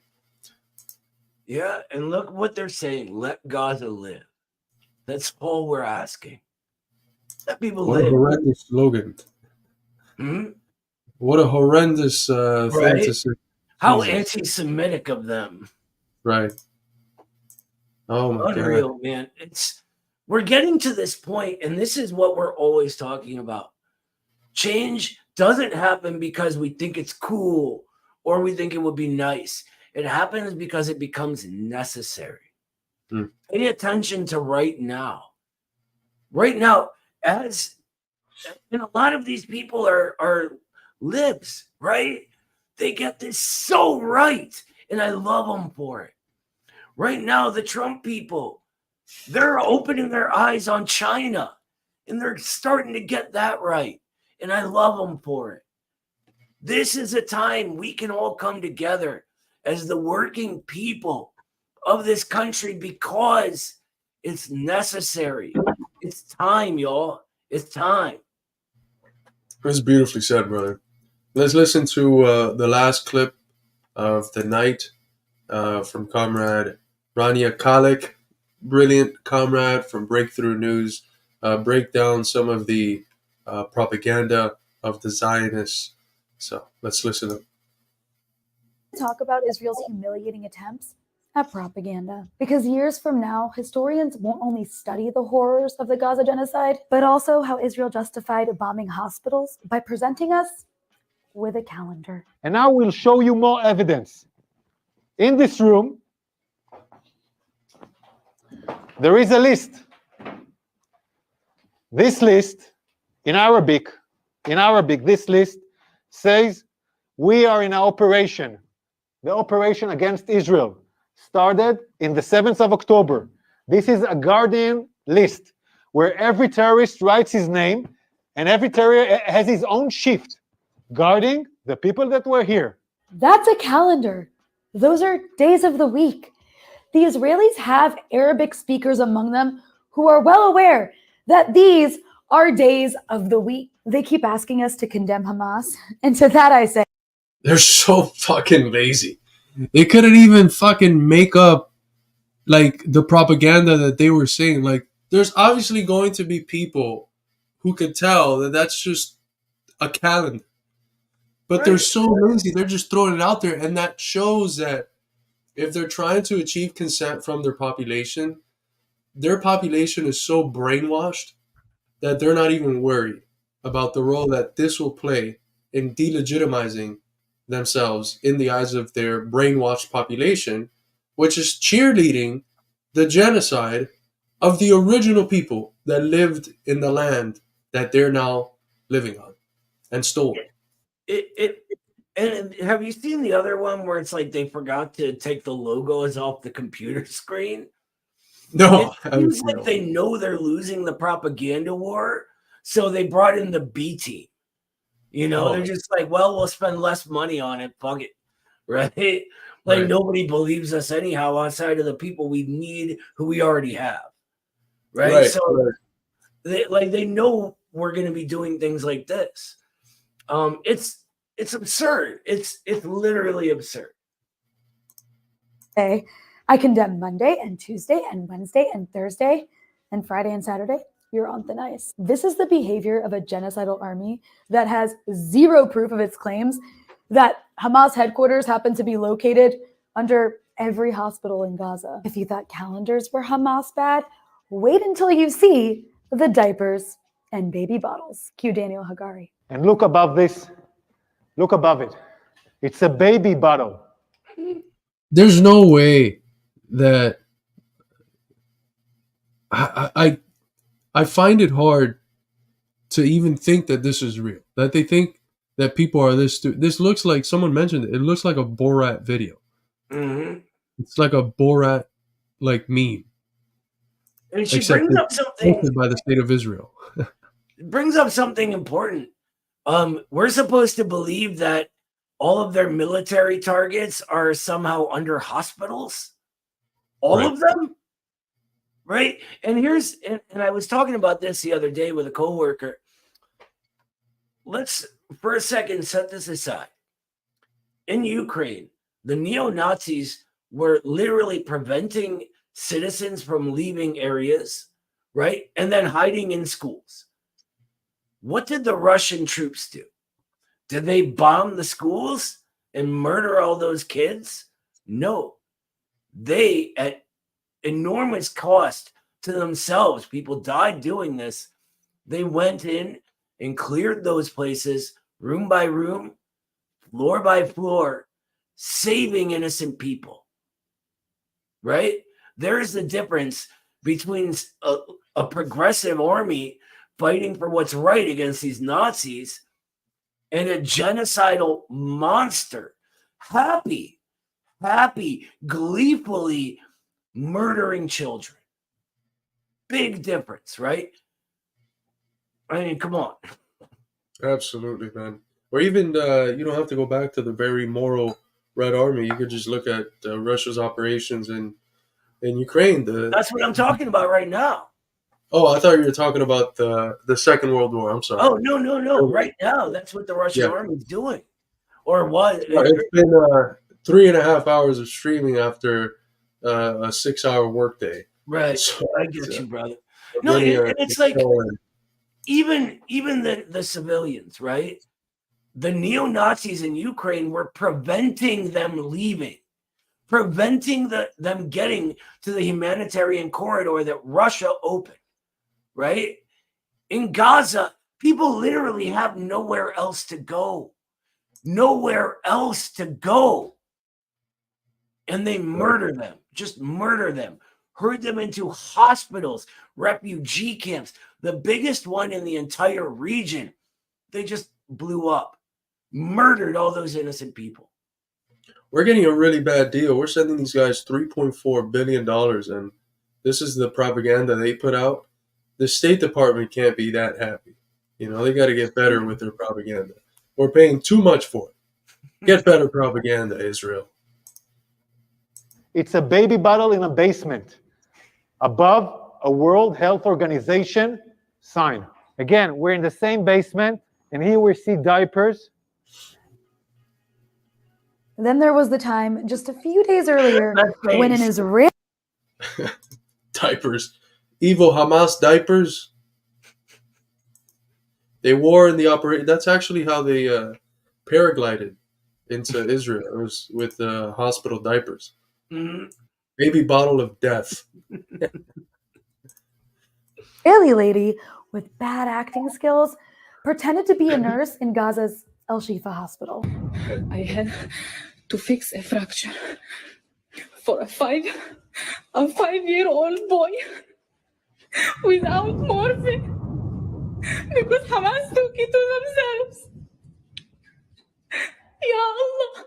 And let's not forget when the Israeli spokesperson to the Arab world who Dude, if regular people, if regular Israelis are making these sorts of videos to create like anti-Palestine propaganda, that means that they know what's going on. This isn't just ignorance. It's people who've been deeply brainwashed, who are high on racism and hubris, and who genuinely think themselves to be superior. The chosen ones and Palestinians are nothing. They're just beings that we will destroy when we mow the lawn. It's horrendous. It's despicable. Yeah. Either way, everyone here despises and laughs at, shared this backstage footage of a Lebanese film as proof that Palestinians are faking their injuries with makeup. They even tried to claim they found Hitler's Mein Kampf in a child's bedroom that's also a Hamas headquarters, because everything in Gaza is a Hamas headquarters. All that bombing, but the book somehow made it out unscathed, almost like it's brand new. Huh. The best part is that Rifat El-Arir, who is a Palestinian writer in Gaza, tweeted out 20 days earlier that this exact thing would happen. That sooner or later, you'd see the Israelis claiming to have found Hitler's books everywhere. So why are they putting out all this easily refutable BS? Well, it turns out when you're committing a genocide, it's actually super hard to justify your atrocities. There's just no amount of propaganda that can counter the countless videos of the suffering of the Palestinians of Gaza. Only a racist who doesn't see Palestinians as humans would accept the carpet bombing of children in their bedrooms, in hospitals, in refugee camps. Only a genocidal sociopath would justify depriving premature Palestinian babies of incubators and oxygen. But the rest of us, we still have our humanity, and we're not falling for it. We need to talk about Israel's humiliating attempts. Damn straight. Well said, sister. That's well said. That is beautifully said by the brilliant Rania Khalek. We had 2 Rania Khalek clips for today. So we officially went through the whole list of news to react to. We're winding down now, 3 hours and 34 minutes in. Yeah, I gotta go in like 3 minutes, brother. So anything you'd like to plug before we go, Noah? We're going to be running the Basics of Marxism class again very soon. I don't have a date for it yet, but we'll have a sign up like we do for the rest when we do. Along with that, my reproletarianization paper that I know I've been promising is minutes from coming out over and over again is actually there now. So that stay tuned for that. Other than that, I'm good, brother. I'm good. Absolutely. Well, thank you so much for joining me, for tagging in after Eddie. I know you're dealing with COVID and you're not feeling your best, so I definitely appreciate you being here. Thank you to all who watched. If you'd like to financially support the Institute, consider becoming a Patreon or a YouTube member. Consider buying our books or consider buying our merch. We have a merch store that you can find on the Midwestern Marx website. Thank you to all of those who watched. And as always, we will see you next time. We're going out to the international solidarity.